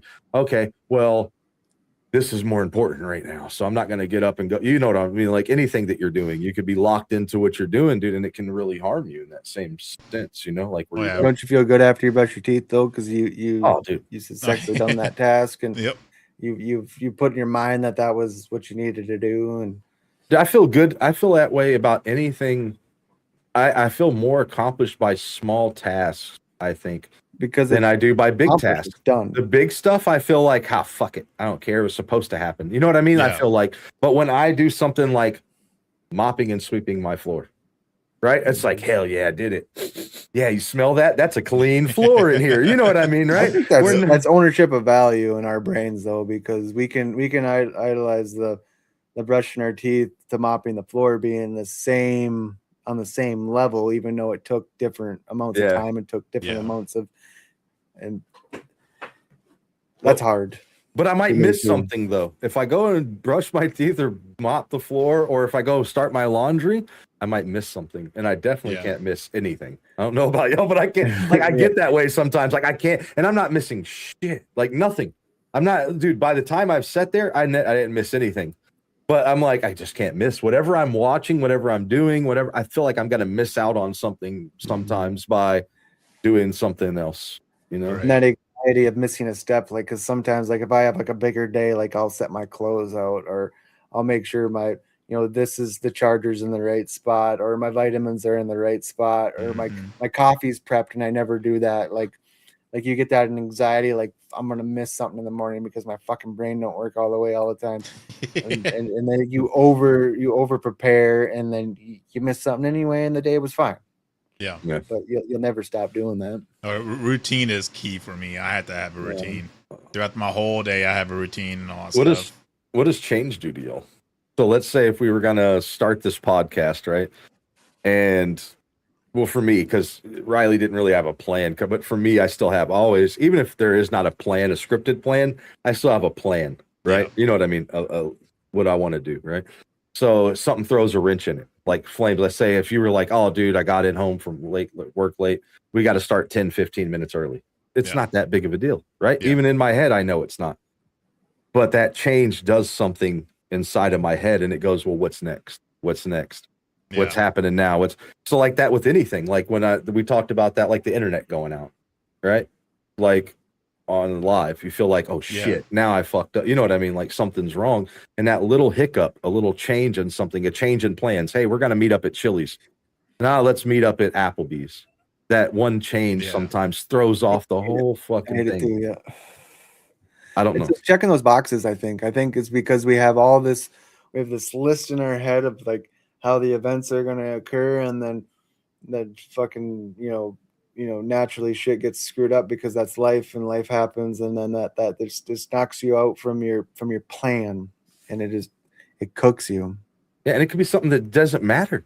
And the grand scheme of it all, like half the time I have to sit here and like when I told you, like Flames knows, most people know, I really do have, like I say, it's not a mantra, but before I go live, dude, I'll sit in this little room that we're in here with no one else in here, not even up there, and just listen to music, or like before I go live or before I do something, I will sit and get into a different state of, get everything else out of my mind that I can, and I do that for about 15, 20 minutes, and most people don't see it, but you know what I mean? It's something that I do to get ready to do almost anything these days, not just to go live, but before I go and like, hey, I need to set out to, like yesterday when I went to the UPS store, mailed that shit out, and I had an Amazon package that I still had waiting, went to Walmart and did other stuff, but I still had to set and get myself mentally prepared.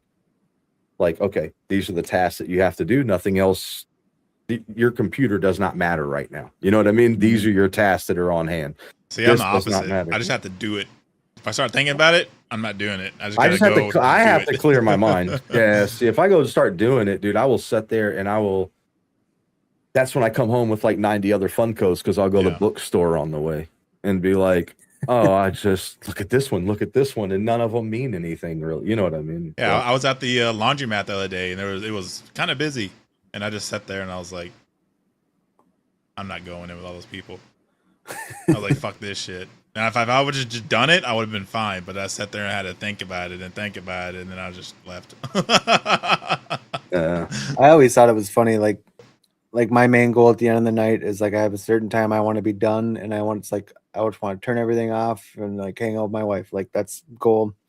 Obviously, dinner time with the kids, whatever sporting events, but like I want to be done and I want to be relaxing. So I kill myself with stress and hurry and rush so I can make my finish line for relax, which makes zero sense. Why wouldn't you just chill and relax a half an hour later, and like, because then you sit there and like you're like fuck, because you just wiped out.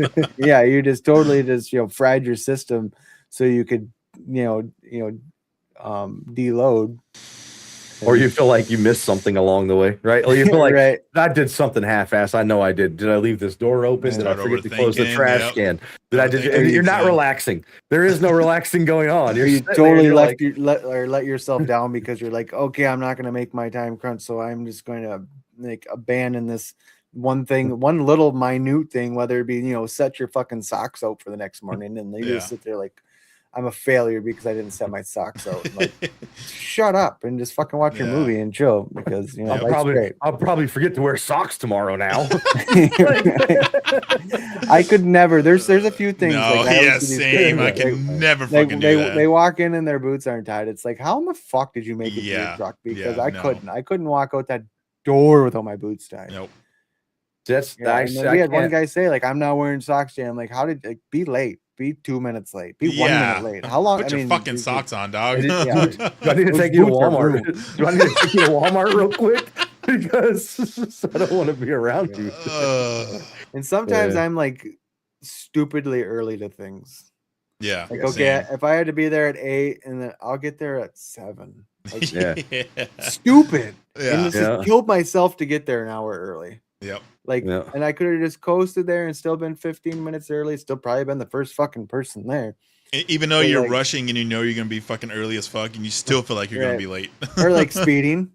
Like you're already gonna be 45 minutes early to work, but you're driving 25 over the speed limit, like risking getting a ticket or getting in an accident. Yeah. The weather's bad or whatever, and it's like, slow the fuck down. You have you're early. Good job. You did it. Pat First one there. Nobody's gonna fucking notice. No, you get there an hour early, so then you can pull out your phone and doom scroll while you wait. That's your wife's life. That's pretty much what it happens, right? Like that's take a nap. That's the it's on pretty hard. Scroll master. So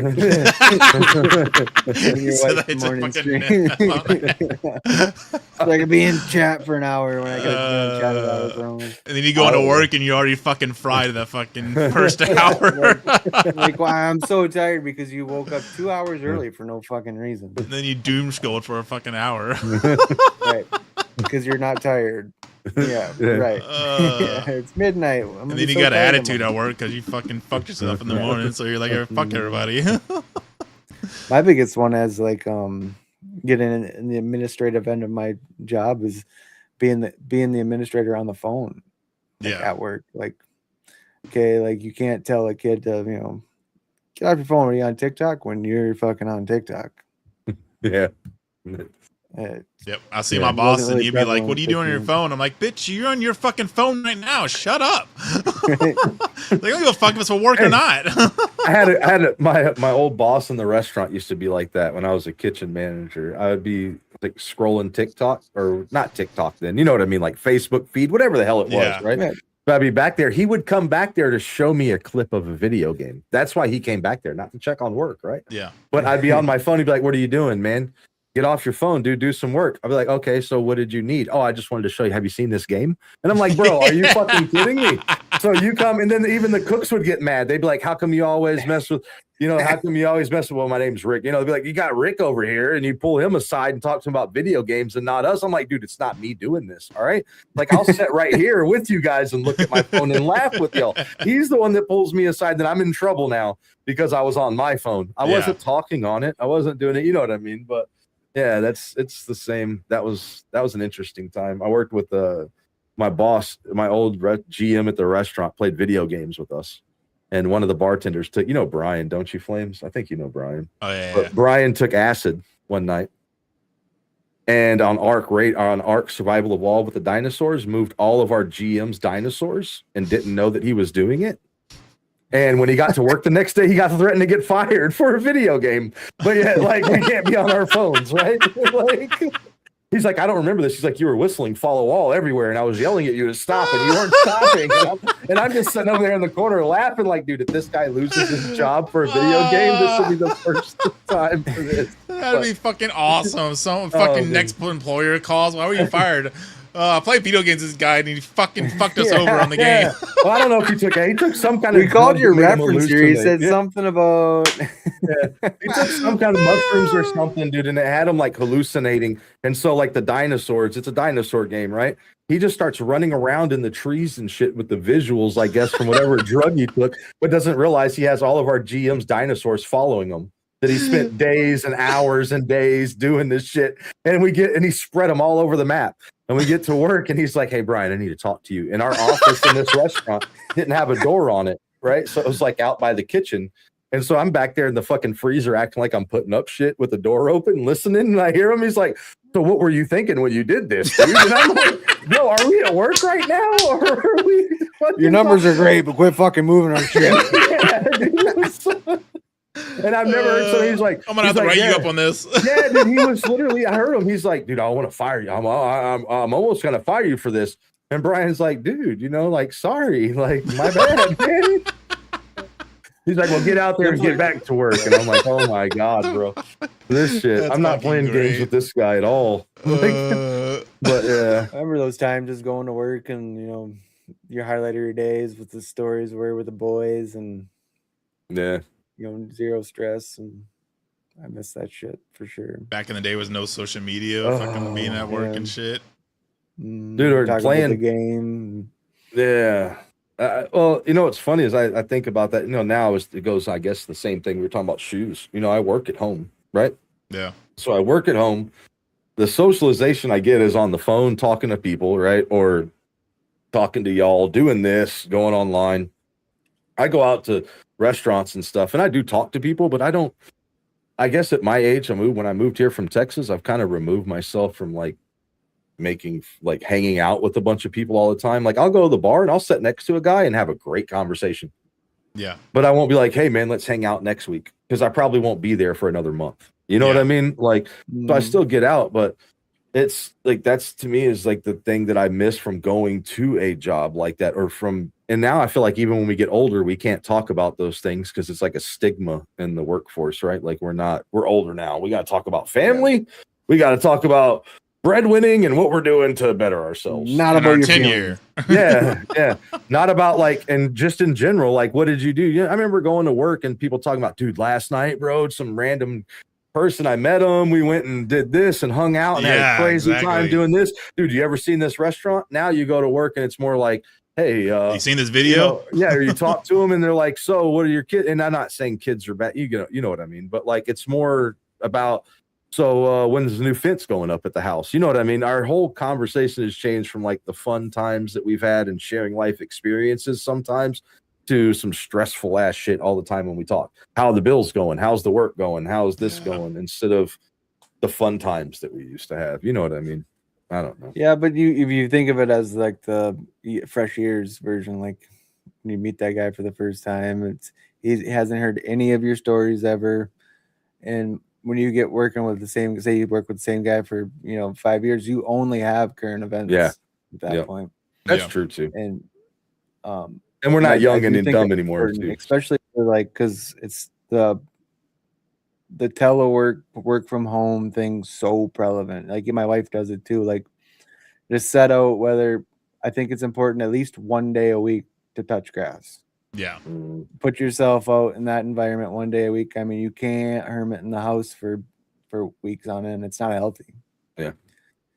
You get so stuck in because 3 days in a row turns into 6 days in a row, turns into 2 weeks in a row, turns into I haven't been out, in a month. I haven't seen the sun. And it's not healthy. And I know with like social media now and all these platforms, men's mental health is a little more outspoken than it was when we were kids. Like my dad never talked about it. No, same of mine. I kind of reached out to my dad. My dad, hard ass, always been, which is great father, awesome father. I came up with a great upkeeping, but I kind of reached out at one point in time, like, hey, I'm kind of fucking feeling pretty good. Kind of need to talk to somebody, and he's like, yeah, here's my therapist's number. I'm like, what are you talking about?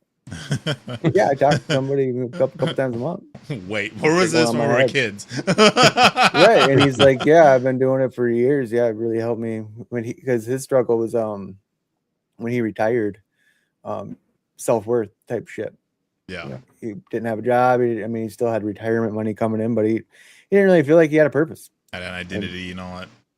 Yeah, and he went and got help, and he's like, yeah, we'll talk to this guy. He's pretty good. He gets us our type of brains. And like, but to know like that was never spoken to me prior to that because the stigma of, men are tough, men are hard. Yeah. We don't talk about our feelings. I had to reach out because I was in a bad headspace to be like, hey, Pops, I ain't feeling right. For him to tell me, go get help. Yeah. Yeah. But I do think social media nowadays, I don't know if it's just my algorithm or what, but like I always see mental health stuff on there. Yeah. I think it's more open than I think. Yeah. I think it's more openly talked about, but I also feel like, and I'm not downing especially nobody here, you know what I mean? But like some people with it being so much on the algorithm, there's so much too that is that not real true concern. You know what I mean? Mm-hmm. They make a post about it, and which is still fine, right? But at least it's talked about now because it wasn't, man. We don't talk about. I've said this before. I've had friends of mine in my life, man, that have ended it, have killed themselves. I had a buddy of mine that seemed like he was happy, came home from work he was a prison guard, took a nap on the couch, literally got up from taking a nap, said nothing to nobody, walked into the bathroom and shot himself. Like, that's not okay. That us as friends should have had some kind of knowing, and we all looked at each other going to the funeral going, we don't know what happened.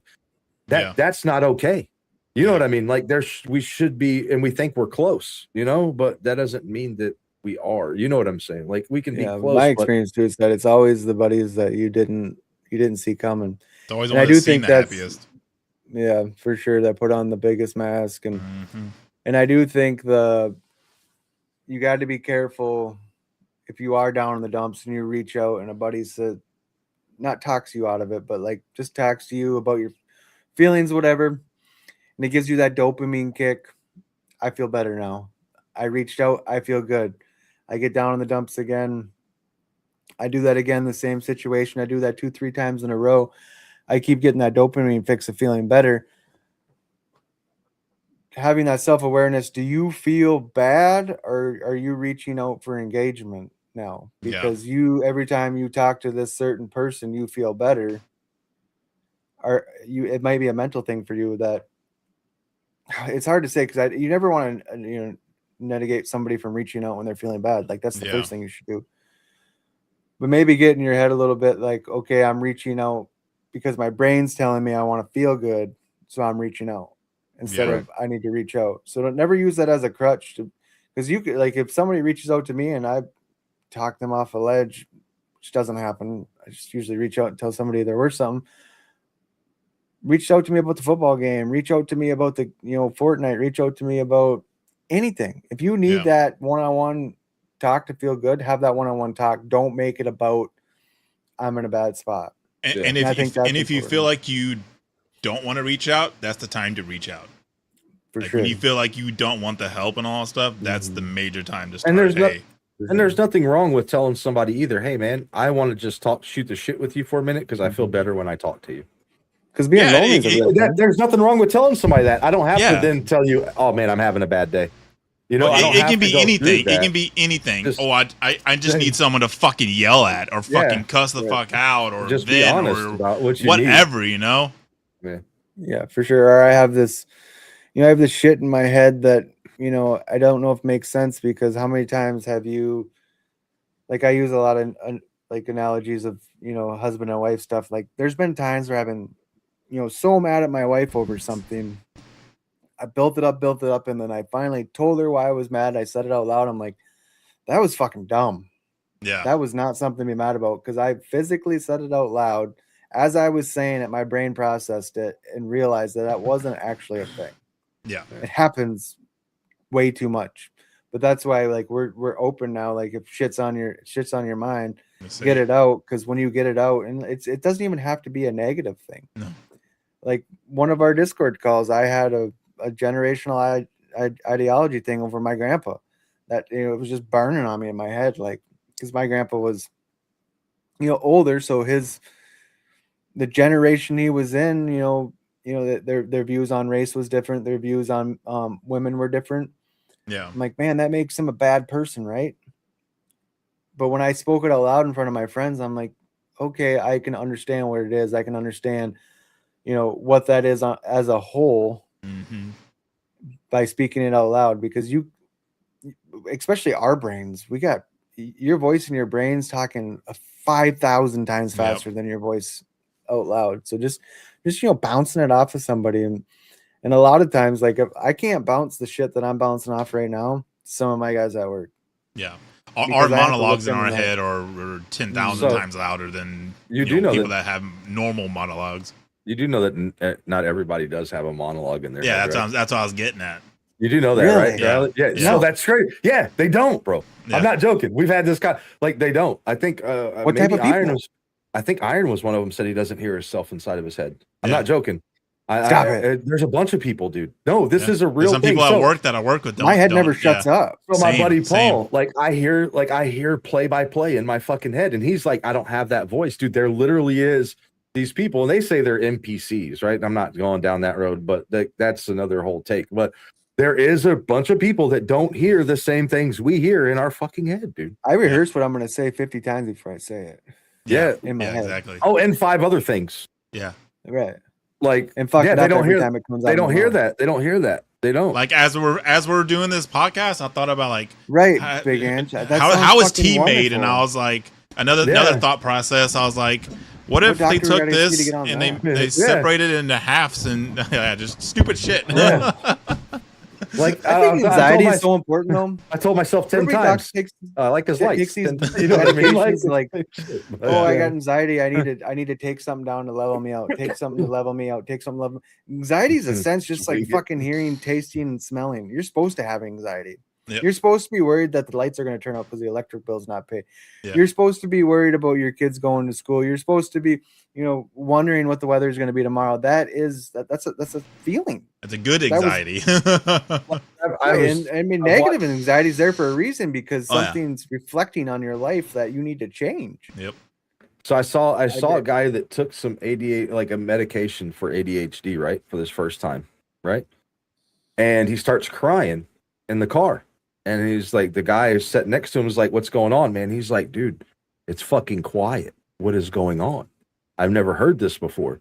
Like, and I thought about that in my, like, again, there you go. See, like, I thought about that in my head when I saw that, right? I was like, bro, I don't know if I know what quiet really is. Because even when I lay down to go to bed, even when I lay down to go to bed, I still hear myself talking. Yeah.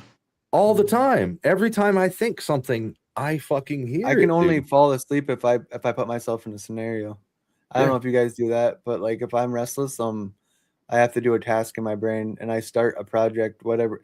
Like I play golf in college, like, and I had a therapist, not like an MD, but I had it was a priest tell me, because I like golf and he knew that. He said start playing a game of golf or a round of golf, and I can never get past the third hole and I fall asleep.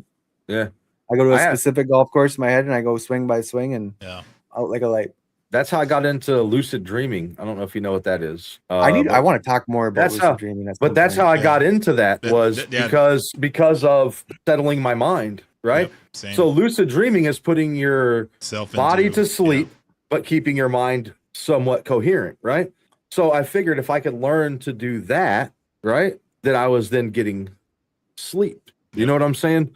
And so I started studying what lucid dreaming is, how it works, what happens when we go to sleep. I started keeping a dream journal, which is the first step. If you ever want to start doing lucid dreaming, which is remembering your dreams, knowing you're in a dream, going, I am in a dream, and then being able to control that, which I've never got there. Every time I get to the point when I realize I'm dreaming, I freak the fuck out and I wake up. Right? Like I just can't. I've been like, okay, now I can do this, and then I'm like, oh shit, and I wake up. But every time you wake up, dude, if anybody, I would say even if you don't want to lucid dream, because if you think about it, you could wake up, go take a shit when you wake up, right? You've already forgot what your dream was. 100%. So you keep a piece of paper next to you or your phone nowadays, right? And when you wake up, you say exactly what you just dreamed before you do anything. That's the first step to it, because then you're remembering and you're knowing when I do these things, I'm dreaming, right? Yeah. So that's the first step to it. I've heard a thing about like people being able to like communicate with each other in these, like on. Yeah. I never got that's a fact. I don't know. The farthest I've got, dude, is I studied that and I studied astrological projection, which is very close to lucid dreaming, right? Like, it's just like sending your Connecticut type shit. Yeah, you're sending your consciousness onto another plane, right? Because there are some people, if you think about it, when you're dreaming, and not to get way down deep into it, but when you're dreaming, there are some people that think, and there are some facts, I guess you could say, but we're existing on another reality plane while we're dreaming. Dimensions and stuff, shit like that. So what you're doing is you're realizing you're there, and there's even with astrological projection is you're going up and you're seeing yourself. You're looking down, so you're going out to the multiverse. Yeah, it literally is what it sounds like. You're projecting yourself out into. That shit gives me the heebie-jeebies. Yeah. I get sleep paralysis real bad, but my sister's a sleep doctor, so she has her own opinions on that. Yeah, I used to force myself to have dreams to fall asleep, but then I got on my medication. I can just go to bed and just go to sleep now. Just so fucking nice. Okay, I couldn't imagine. Like if I'm worn out, I go to sleep, but like if I'm worn out, I'll get the feeling like somebody's holding me down and I have no control over my body type shit. But apparently that has sleep apnea. I'm not looking it up because that's not. I didn't Google it, but there's two things that doing anything that has to do with you dreaming, that if you want to do any kind of sleep studies, dream studies, and I think doctors will tell you this too, right? There's two things that help you a lot. Number one is no THC in your system, right? Which that's a problem for me. But anyway, that's but you get what I'm saying. Like, so number one is no THC in your system, because that inhibits your dreaming right there. So if you're anybody that smokes weed that does any kind of THC, it inhibits your dreaming. So number one, if you stop smoking weed right now, if anybody that smokes, you're gonna have more vivid dreams than you ever had, because it's been blocking your dreams. And then there is, I want to say it's what is it? Something wort. There's it's a natural thing that you can take that intensifies your dreams, and it does not like a drug. You don't hallucinate, but it helps you fall asleep. Root wort. Yeah, root wort. I think it is root wort, but it's a natural thing. It's like lion's mane. It's the same stuff, but what it does is it gets you to that ease of sleep, that state better. because THC blocks it, right? So I'm not, even if you don't do it, I'm just, for some people that do smoke, you think that you dream, but you don't. You cannot go down doing a dream journal. Like if I wanted to get serious about lucid dreaming again, I would have to stop smoking. It's just you have to stop intaking the things that's part of it, right? You can't do it. See, the only dreams I really remember are like the bad ones. Like there's been a long time since I woke up and like wanting to get back in a dream because it was a good dream or a naughty dream or whatever. It's always like the traumatic dreams for me. There you go. I remember.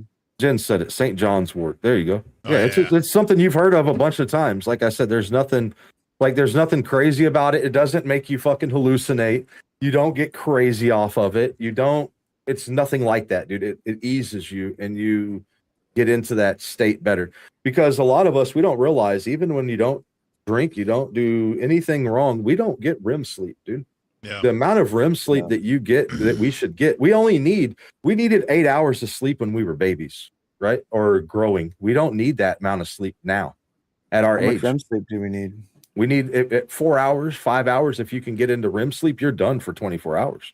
Yeah. That's all that you need. That's scientific. Like that's just, and I'm not saying the exact numbers hours because I'm not the fucking scientist that knows it, but I know I've looked at it enough that's all. At a 60-year-old person, you only need like 4 to 5 hours of sleep a night. I've heard that less, if you wake up more. in the middle of the night, like if every time you wake up, it takes 45 minutes away from. It takes So that if you time. wake up 6 times a night, it's like you didn't actually get sleep if you're sleeping 6 hours. Well, yeah, it's like night. if I've slept for like 14 hours before and waking up feeling like shit compared to sleeping to the 4 or 5 hours, and I wake up feeling fucking awesome. I'm ready to go. Yeah, like on the weekends, now that we're not streaming on the weekends, like if I get like a 9 hours sleep, my whole body hurts. Yeah, exactly. Yeah, we don't need that much. Yeah. And I get into that. So because of the way my schedule runs, right? Like I'll be up when we're done here because I slept until 3, 4 in the afternoon, right? Yeah. Everybody else can wind down, go to bed because they do their, but my stuff is overnight. I stay up, but like it doesn't, it's just not, we don't get what we should get. I'll go to bed and I'll take a nap. And sometimes that's why you feel like you take a 3-hour nap and you've had a full night's rest, right? Right. And you feel the best you've ever felt. Sometimes you have that 8 hours where you felt like you were sleeping, but you were tossing, turning, getting up, moving. All of those things, they stop your REM sleep from happening. And what St. John's wort does is it allows you to get into that REM sleep faster. So that's all like part an of ingestible thing. Yeah, it's just a it's just a little pill you can grind. You can take a little pill. It's a natural, dude. You can buy it at Walmart, and there's nothing crazy about it. I'm pretty sure it's a root, if I remember correctly. Yeah, but it just gets you to it gets you to that ease of sleep because you can't lucid dream and you can't do astrological projection if you can't get yourself into REM sleep. Because where it happens. The one the gummies that everybody takes, not melatonin. Melatonin, yeah, fuck melatonin. Is it melatonin? Yeah, I heard that's like super bad for you. Yeah, it's not. Melatonin is not good for you. No, it's not. Like over a long time, it's like especially for kids. Yeah, like super bad. Well, you build up. I don't remember what I heard about it, but you build up a tolerance. It's just like any other thing for sleeping, and you build up a tolerance, and you're taking so much of it that you're not. It becomes kind of the best way I can explain it would be it's like a drug. It's a drug. Too. You take it away from the kids, and then the kids can't sleep anymore because they're not on it no more. Yeah, and their body's not producing it. On Xanax, and yeah, I was like the worst for me because like I didn't give a fuck about anything. Yeah, I didn't give a fuck if I brushed my teeth. I didn't give a fuck. Like that whole anxiety like went out, and everything was chill all day, every day, and like I had no priorities, and I didn't care. I was like took all my success drive factor away, and get that out of here. You know what I mean? They used to call it two different people back in the day when I'm allergic to Xanax. Luckily, it hits my stomach and I throw up stomach acid. Not to be gross, but so I can't take it. But other people that I knew that took it, right, like that abused it too. They always said that there was two different people. There was them, and then they called it Hank. When Hank came out, that was a different person. It's a whole different. Xanax doesn't make you yourself, dude. No. Like I've done shit. I've taken a Xanax pill to help me sleep, like a little bitty piece of one from somebody that's prescribed it, right? Like, okay, if I get in trouble because I'm on live, whatever, but take a little piece, think I'm going to get some good sleep now, right? they wake me up out of my sleep, dude, and I turn into a fucking terror, dude. I grabbed my laptop and snapped it, broke it, and they're like, "What the fuck is going on?" Because in your mind, Xanax just wants you to sleep. Yeah. And anything that gets in your way is bad. You know what I mean? You're not there. You're not there. It's a whole nother person. You're not yourself. So I don't prescribe to anything that I can't take things that are. I like natural remedies. Like when I'm in pain, I try not to take pills. If I have a headache, I try not to take any pills and all that stuff. Yeah. Unless it gets to the point where it's unbearable, then I will. But I'll try to let my body naturally take care of it, or take natural remedies to resolve it. Yeah. Or if you have to get a little. I took that not Alpha Brain, but Alpha Brain's in it. But I took that Total Human. I'm on day 2, and yeah, like I haven't had an energy drink. I had 1 cup of coffee this morning. I felt it sharp. Works. I felt yeah. I still drink it. We were talking about that before, right? You know, before the podcast when I was coming in there. But like, I still like I had an energy drink then, but it's much more. That's an addiction thing in my mind. It's not that I need it, dude. It's not. I don't need anything now. When I took that, like I take them. I feel I don't know how to explain it as an ADHD person. Besides, it kind of gets you going. I don't know how else to say it. Like it gets you to where you're on a path and not feeling so more focused and more, but not a drug focused because you can still fall. Clear-headed. Yeah, you know. I don't know. I just love finishing a thought, and that's my biggest thing. Like if I'm jumping around when I'm speaking out loud and I can't finish a thought because whether I forget or I couldn't like remember, that's my biggest thing. And like I feel like because I took Alpha Brain for a long time, and I felt like I could just finish a thought, speak clearly, and like in that blue collar thing when you're making decisions or doing stuff like that's important. Yeah, not be cloudy, and takes the cloudy away for me. And you don't feel drugged. I don't know how else to say it. Besides that when it comes down, you don't feel drugged out when it goes away. Right. You go to sleep. Crash. No, you don't. You do get. I want to say doesn't have that Adderall. Yeah, but you don't get that robot that crash. You get a crash of like, okay, I'm going to wrap up now. It's time to go lay down. Yeah. More, but also I know that it's one of those things too, man. The more, just like anything else, you start off with it.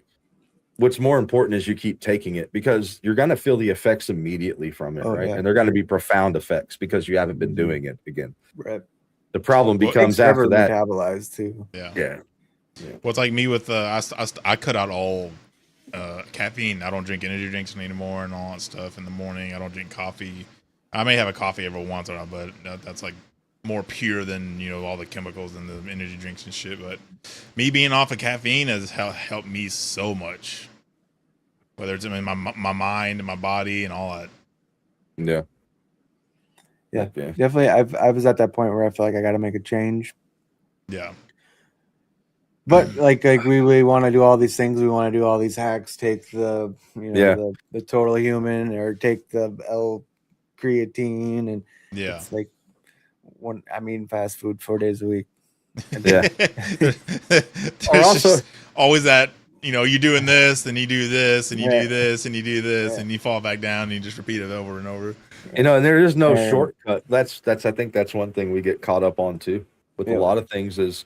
Like you're talking like the limitless pill. We're looking for that limitless pill. For sure. 100%. Like everybody is. I feel like even if you don't say you are, be honest with yourself. That's what we're looking for. We're looking for the shortcut. And there is no shortcut. There's things that can help you along the way. You know what I mean? There's like an engine boost you can get, right? You know what I mean? But there's not anything that's going to do it for you. Yeah. It's like you want muscles, you get in the gym and eat right. Mm-hmm. You want to help I think exercise is huge too. The higher you get up you got to do that too.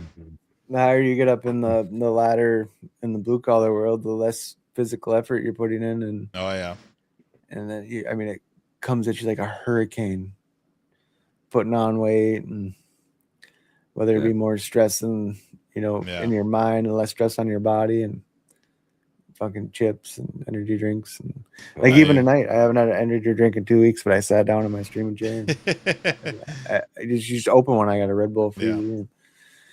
Grab an energy drink and get ready to play the game, get ready to go and chat. That's part of your routine is you do whatever in between games, you take a drink and Well, I ate dinner It's negatives. when you negatives, messaged me on negatives. Discord about coming into the thing before the podcast, and I was like, I'm eating Chick-fil-A, right? You know, so that was what I did is I ate Chick-fil-A. I took my Alpha Brain stuff because it's the start of my day technically, even though it's the middle of the day for a lot of people or the end, right? So I go take a shower. I get out of the shower, brush my teeth, you know what I mean? Do the whole routine, right? But before I come into here, you know what I have to grab? I have to grab an energy drink.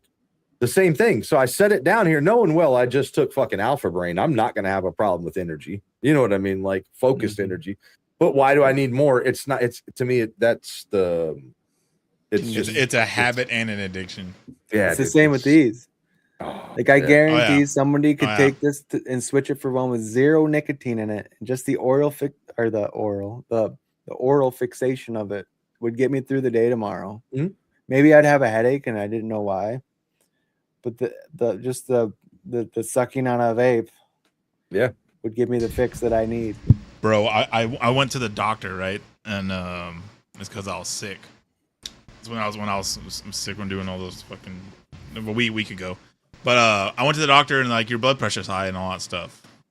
And I was like, well, I do vape and all that stuff. And she's like, well, how much do you vape? I was like, I mean, if I'm sitting on my computer playing video games and stuff, I'm just fucking chugging that thing. Just fucking boom, boom, boom, boom, boom, boom, boom, you know, and I'm just fucking flooding my body with nicotine and all that stuff. And she's like, yeah, that's probably why you have high blood pressure right now. So let's back off of that. So I've been trying to relax on that too. So hard. I mean, I don't do it at work, but I chewed Copenhagen for 20 years. Yeah. And like just the having something in my lip. I had to chew seeds, and I had to chew gum. Like I had to have something in my mouth. Yeah. It's crazy. Like just the habit of the feel, not the thing in your bloodstream, is the thing that. Yeah. It's all addiction. Like the video games. I mean, it ties back into like you can say in the gaming community. I used to know the statistics because I had to know them at one point in time, but of how many people have ADHD that are gamers, opposed to how many people have addictions to gaming and like suicide in gaming and mental health in gaming. Like it all correlates, and it's like the majority. Maybe not with suicide, but like mental health, because it's like that break from reality, and that, you know, getting to communicate with others from my basement or from my bedroom, and the break from life. If life's got you down bad and you're in a bad spot, I'm gonna go to this, you know, this 4K version of, you know, reality that, you know, I have the perfect car, and I have the best loadout, and I have, you know, the brand new skin, and that not real, because reality sucks. So I mean, we're all driven to it so hard. Well, that's one thing I've been talking with all my buddies that I play with in Discord. You know, we game every night just about, and I'm like, the guys, I'm thinking I'm at the point where I want to take a break from gaming and, you know, get out and go see the world a little bit and be outside for a fucking while, you know, and, you know, kind of just chill on the gaming for a little bit, and even just be in nature more and all that shit, and, you know, touch the fucking grass with my bare feet and go fucking chop wood and shit, and just, you know, be out in the fucking woods and be a part of the fucking world and all that stuff, not stuck in this fucking room on this computer and shit. Right.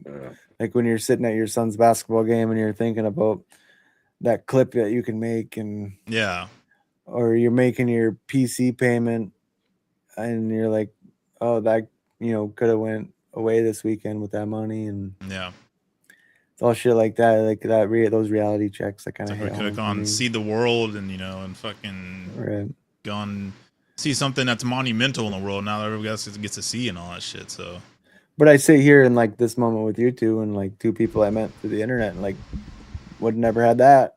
You know what I mean? So there's so many, like you're constantly doing these pros and cons, and it's just so hard not to like see all the benefits that you know, video games has, you know, brought us. And well, that's one thing with me is like I stopped streaming altogether. You know, I get my streaming from doing this podcast and my podcast, and I just felt like I was pushing myself too much too far and getting burnt out too easy because I was doing way too much and all that stuff. And I was just like, plus I didn't enjoy streaming anymore and all that stuff. And I was kind of losing my passion for it. And I was like, I need to pull back significantly so I can get my like back to it and all that stuff, and just to get my love back to it. And and I do love gaming with my buddies and all that stuff. And it's a big mental health for me because we get to vent and all that stuff and release all of our shit, and we get to talk about what's going on with us and all that stuff. And I was like, I just need to pull back from everything and reassess and all that stuff, and it helped me out so much. I think that's one thing that we miss in streaming that we used to do video gaming is the release. Yeah, we don't get the I mean, and I'm not saying, and no way am I being like, oh, poor me, right? You get what I mean? Oh, poor me. I'm the one that chooses to do this. I'm the one that said, hey, I want to stream. Hey, I want to be a content creator. Hey, I want to do this. I made that choice, right? So it's not poor me. But dude, that's something that we don't, you know what I mean? Like, it's, what feels better than just an off-stream game? Yeah, exactly. You know what I mean? Like, I look forward to my fucking Sunday night games with my friends, and I love streaming. I love the community we built. I love, like, I've told my wife, I've told my friends, like, I want to cut out the game when I'm streaming. Yeah, I want to do interviews. I want to do talks. I want to do hangouts. I want to do just chat, because that's the only reason at this point is that I'm doing it, is for the people that come through. Well, see, I got so ingrained into this and all that shit, and I would have my son here, because I get him, every weekend, sometimes off weekends and all that stuff. And I'd be so ingrained in this shit, we wouldn't leave the house. We just sit here in the house fucking doing bullshit. And I'm just like, what am I fucking doing, Let's go to the park, and let's go see some shit and all that stuff, and just like, fuck the gaming for a weekend, and just go spend fucking time outside of the house with my son and all that stuff. And when I came to that realization, I was like, yeah, some shit's gotta fucking change. For sure. Yeah. It's a hard reality check for sure. Yeah. I have this thing with my son where wherever we're at, like if we're in the hunting blind, I'll say, this is my favorite spot in the whole entire world. Yeah. Or if we're out fishing on the bay, this is my favorite spot. And it took him a long time to catch on to. And he's like, you said that about this. You said about this. Like, that's what you're not understanding. It's like, it's wherever we're at in the moment. Yeah. Doing what we love to do. Yep. That's my favorite spot. It doesn't have to be a GPS location. Yeah. And, I constantly think of the core memories I have of my father. Granted, technology is better. None of them involved being at home. Yeah. Ever. Yeah. It was always, we were somewhere experiencing something. And my kid loves gaming. So did I, though. But my dad forced me to be outside. And I think that kind of gave me my work ethic, too, because, he was blue collar, too. And he was always building on the weekends, and I was there building with him and learning the trade. And not that I want my kid to be in my trade at all, but you should at least know it. I got lucky. My family was kind of in technology. My uncle owned a computer store, and my grandpa, the first computer I ever built was an 888 in the 7th grade. My grandpa, like, it went out at the bingo hall, and my grandpa's like, if you can fix it, you can have it. So I got lucky. But at the same time, my grandpa, even him, like, he still even tells me today when I'm doing video game streaming. That's back when computers were expensive too. Yeah. He's like, that 32, dude, it had a 32 megabyte hard drive. Goddamn. And then when he fired it up, it was like, those, but, like it was shifting gears. Fucking like $8,000. Dude, I don't even know how much they cost, dude, but I fixed it and I got it.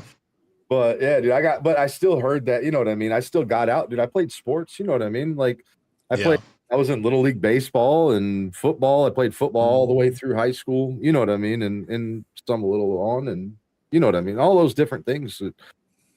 But I've always had something to game about video gaming and playing games. I've always played them. I used to fall asleep on my Super Nintendo with Street Fighter 2 paused so that I could still beat it in one go through before we had like ways to resume saves, like, and that, sure enough, if my parents or my grandparents came in first to wake me up and they saw it on, they didn't care about the game. They were turning it off, right? So, and then if I got mad, I was in trouble. Like, why do you care about this video game? See, I got lucky with my dad. He was a gamer too. We from Atari to Nintendos. We took breaks from other things, but we always had a game system in the living room or in our room. And me and my dad were always playing. My brother were always playing Mario or some kind of game that was multiplayer and all that shit. I mean, he was still a hard ass. Get your ass outside and go fucking play and all that stuff. Yeah. And I don't think we had to be pushed when we were kids to go outside and play. Yeah. to be honest. No, that was it. Yep. That's what you had. There wasn't 57 cartoons. But I think the gaming really ties into us because of self accomplishments. Yeah. You win something, you hit a checkpoint. Yeah. And it's super duper bad for ADHD because if you lose a match, what do you do? I mean, Yeah. instantly jump into another one.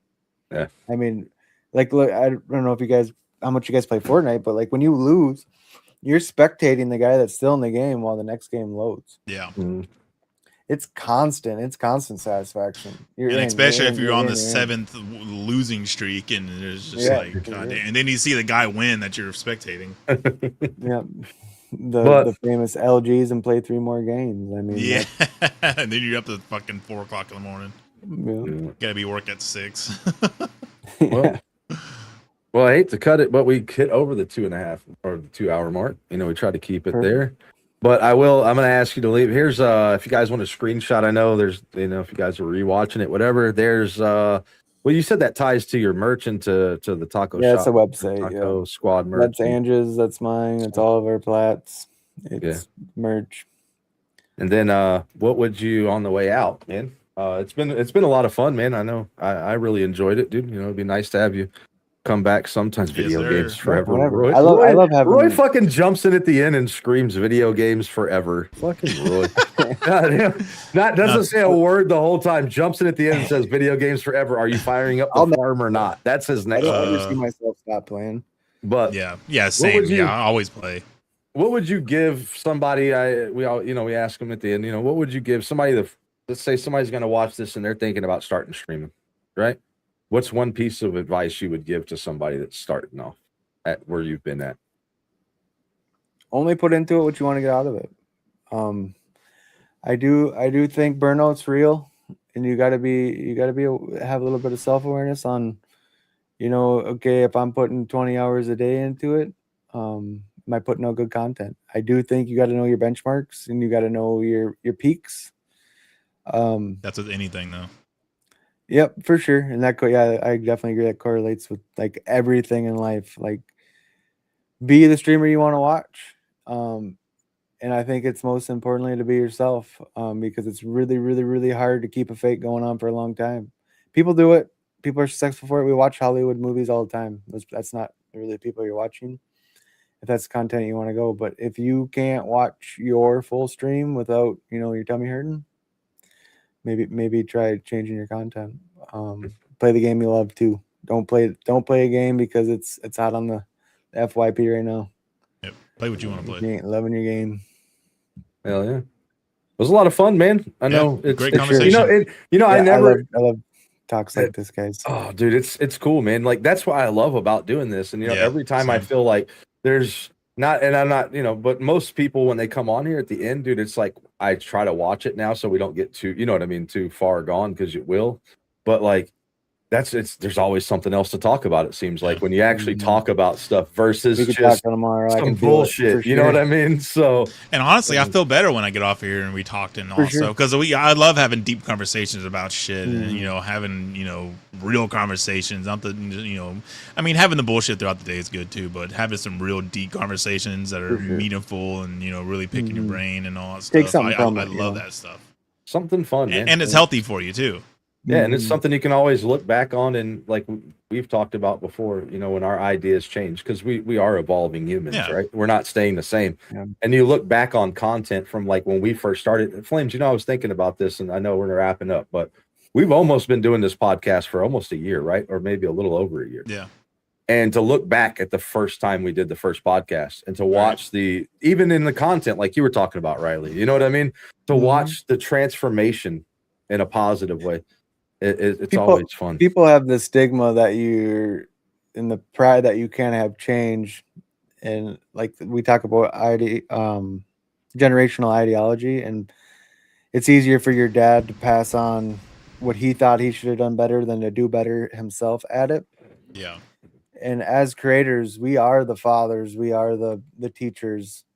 So us pushing our mistakes out and, you know, our changing our views, you know, that gives us that same thing that we do to our kids. Yeah. And our generation is the next presidents and CEOs and, you know, all the advisors in the world are going to be us someday. Yeah. It's so hard to say. Like I had a wrong opinion on that, and this is my new opinion. Nobody ever does that. Yeah. It's stigma. It's okay to be wrong. Yep. It's 100% okay to be I wrong. do it Or so to many not times know. a day. Yeah. It's okay to be wrong, and it's okay to fail. Yeah. I try to teach that to the younger generation too. Like in order to be successful, you have to fail, and failure is doing the wrong shit. Failure is just learning how to not to do it that way. Oh, it didn't work that way. Let's do it this way.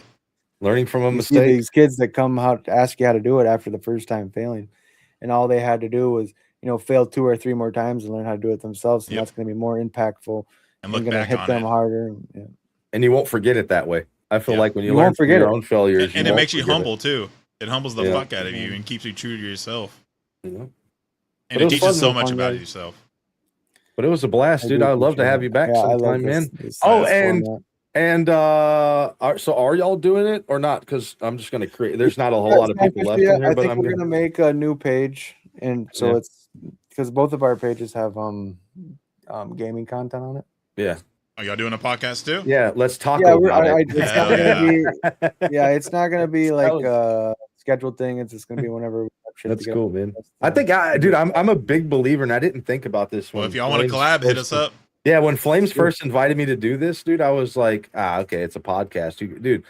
I don't care how many people. It's nice to see the people. You know what I mean? To talk to people, but it's nice to do this without games and to have a conversation and to do things. Or having to worry about the algorithm and what you can say and not say, and who you're gonna piss off, not as in a person, but as in the apps. And and to have conversations that people I've had might just educated talks with Ange and stuff, and talks that you can't really have on TikTok. I mean, to be honest with you. And I think, or that you don't want to mix the content. What you mentioned is probably one of the biggest things I'm working on this year, is keeping my content to where it's supposed to be branded correctly. We talked about that before, and that's the smartest thing. That's what I love about the Keeping Gaming Weird YouTube page, is that it's cool to also see it grow. I think we're almost at 150 subs, and that's not from, oh, hey, come over here because you know me. It's just organic growth. It's because of the podcast. It's not, and that's the same thing. It's nice to not mix. So if they want to watch the video games, they know where to go. They want to watch this, they know where to go. But and that's big too, because like on the nights where I don't feel like playing the game and I'm just hanging out chatting, there's people that came to watch the game. So that's, you got to be constant to your viewers too. Oh, back when I was streaming, I would talk for 2 hours before I even hit a game. Yeah. we probably play 1 game an hour in our stream, but they're used to that. It's a chat stream, but it's a good. It works, dude. I mean, I'm telling you, it's the what works for you works for you. It doesn't work for everybody, right? And as long as you're true to yourself, that's, I think, the biggest thing is be true to yourself, and then you're fine. If you enjoy doing the overtop content, and you really do, those people that are like, you've seen them on TikTok. Oh, we got this many people. If you truly enjoy doing that, dude, do that content. Yeah. I'm excited because you watch like the after hours or the darks of the shows, like when they come in after and they're sitting in the chairs and they're talking with the actors, and like, Billy Bob is, sitting in his do-rag, and you're like, you were a cowboy 2 seconds ago. Like, it's not going to be that dramatic with us. I mean, we're very similar to what we are. But there's stuff you could talk about, not talk about, and like we majority talk about gaming and some current event stuff, but like I don't even really give 2 fucks about current events because it's irrelevant to me. It's just talk local events. Just to have a conversation is kind of nice to have even between 2 people or 3 people, 4 people. You know what I mean? It's fun to have besides talking about that. But it was a lot of fun. We do it on car rides every time we go on a car ride because we live in BFE. We'll go for an hour somewhere and we'll have a educated talk or a deep talk about something. And it's like, I love car rides. It's like, people would want to hear it, so why am I putting this out there? Like that's kind of the thought behind it. I love driving around in my truck. I say anybody. I mean that like in the night, like in the nicest way, is that anybody that does, I feel like that's a streamer or does any kind of online content, you should try a podcast. Why not? What's the worst that happens? No one watches. Who cares? You know what I mean? I mean, that's the worst that happens, right? And then who cares? Because you're doing it for what you're, and also I am try a big believer in honing your craft. Yeah, you and know?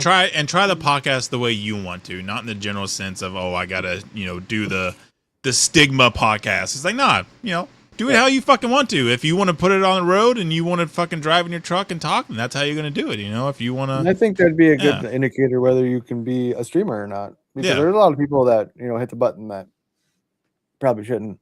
I you mean, just sit there. yeah, and like if you can't carry a conversation, and sometimes it is hard to carry a conversation, Yeah. just with yourself. If chat's not rolling or bad vibes or whatever, but the one-on-one's a little easier when you're talking to somebody. Sometimes it's hard to talk to a box that's not chatting, and Yeah. it's hard being a nighttime streamer too, opposed to when you wake up and you get in a chat, you're ready to talk. At nighttime, sometimes people got you in the ear, or in the middle of the day streams are hard too. I know, like for me, that's a podcast for me when I'm watching my friend stream. It's in my earphones in my pocket. Yeah, exactly. That's what I do. You can't expect me to talk when I'm at work. So, Yeah. not that you can't expect me, but I'm not going to. Yeah. So, I mean, really knowing if you can, commentate your own, gameplay or tell us the stories about your day before or stories from the past. I mean, that'll really make or break you. Yeah. If you try to do a podcast a couple times, carry it Yes, down. sir. Yeah. This was so fun, guys. Yeah, I dude. appreciate it. Had a blast. Yeah, man. No, it was fun I'm telling you, I love it. I feel next week. Well, we do have Negley and his daughter, Hot. She'll be on next week. That'll be fun to have that interaction about father daughter. Oh God, hopefully she's gonna be like, "What the hell did you just say?" No, but, that'll be the clip right there. That'll be the clip going into theirs, like that little Right. thing. It'll be like father son. Oh shit. But no, but that's the fun part, dude. I always love this, man. It's always fun. Oh yeah, same. It's always a blast, dude. So, but Always good conversations. yeah, dude. I'd But love to alright, have guys. sometime have you back too, man. Yeah. Yeah, Appreciate you coming on, brother. It was awesome fucking conversations. Appreciate every single one of y'all in chat. Appreciate all the likes, comments, and all that. Everybody all that but stuff, Iron. guys. Sorry. Yeah, everyone but Iron rushing us in the beginning. Yeah. Hey, You're I'm not, waiting. you're not welcome back on the Dude, podcast. we were in the David. studio. We were in the studio thing chilling, and Riley's like, "Wait, what? We're live?" And he's like, "How did Iron?" I'm like, "Oh shit, it scheduled it." Iron's just in there hanging out. Love you, man, for hanging out before it ever started and sitting in chat. We did see it. So, Right. but anyway, But yeah, guys. Hope you have a good night, and we'll catch y'all on the next one, guys. Peace. roll that beautiful bean footage. Is that what we say at the end? I don't. And that's a wrap on another episode of the Keeping Gaming Weird podcast. A massive thank you to all of you for plugging in and spending your time with us. We had a blast, and we hope you did too.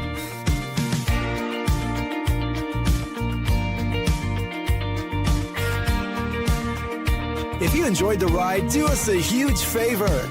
Hit that like button, smash subscribe, and ring that notification bell so you never miss out when a new episode drops.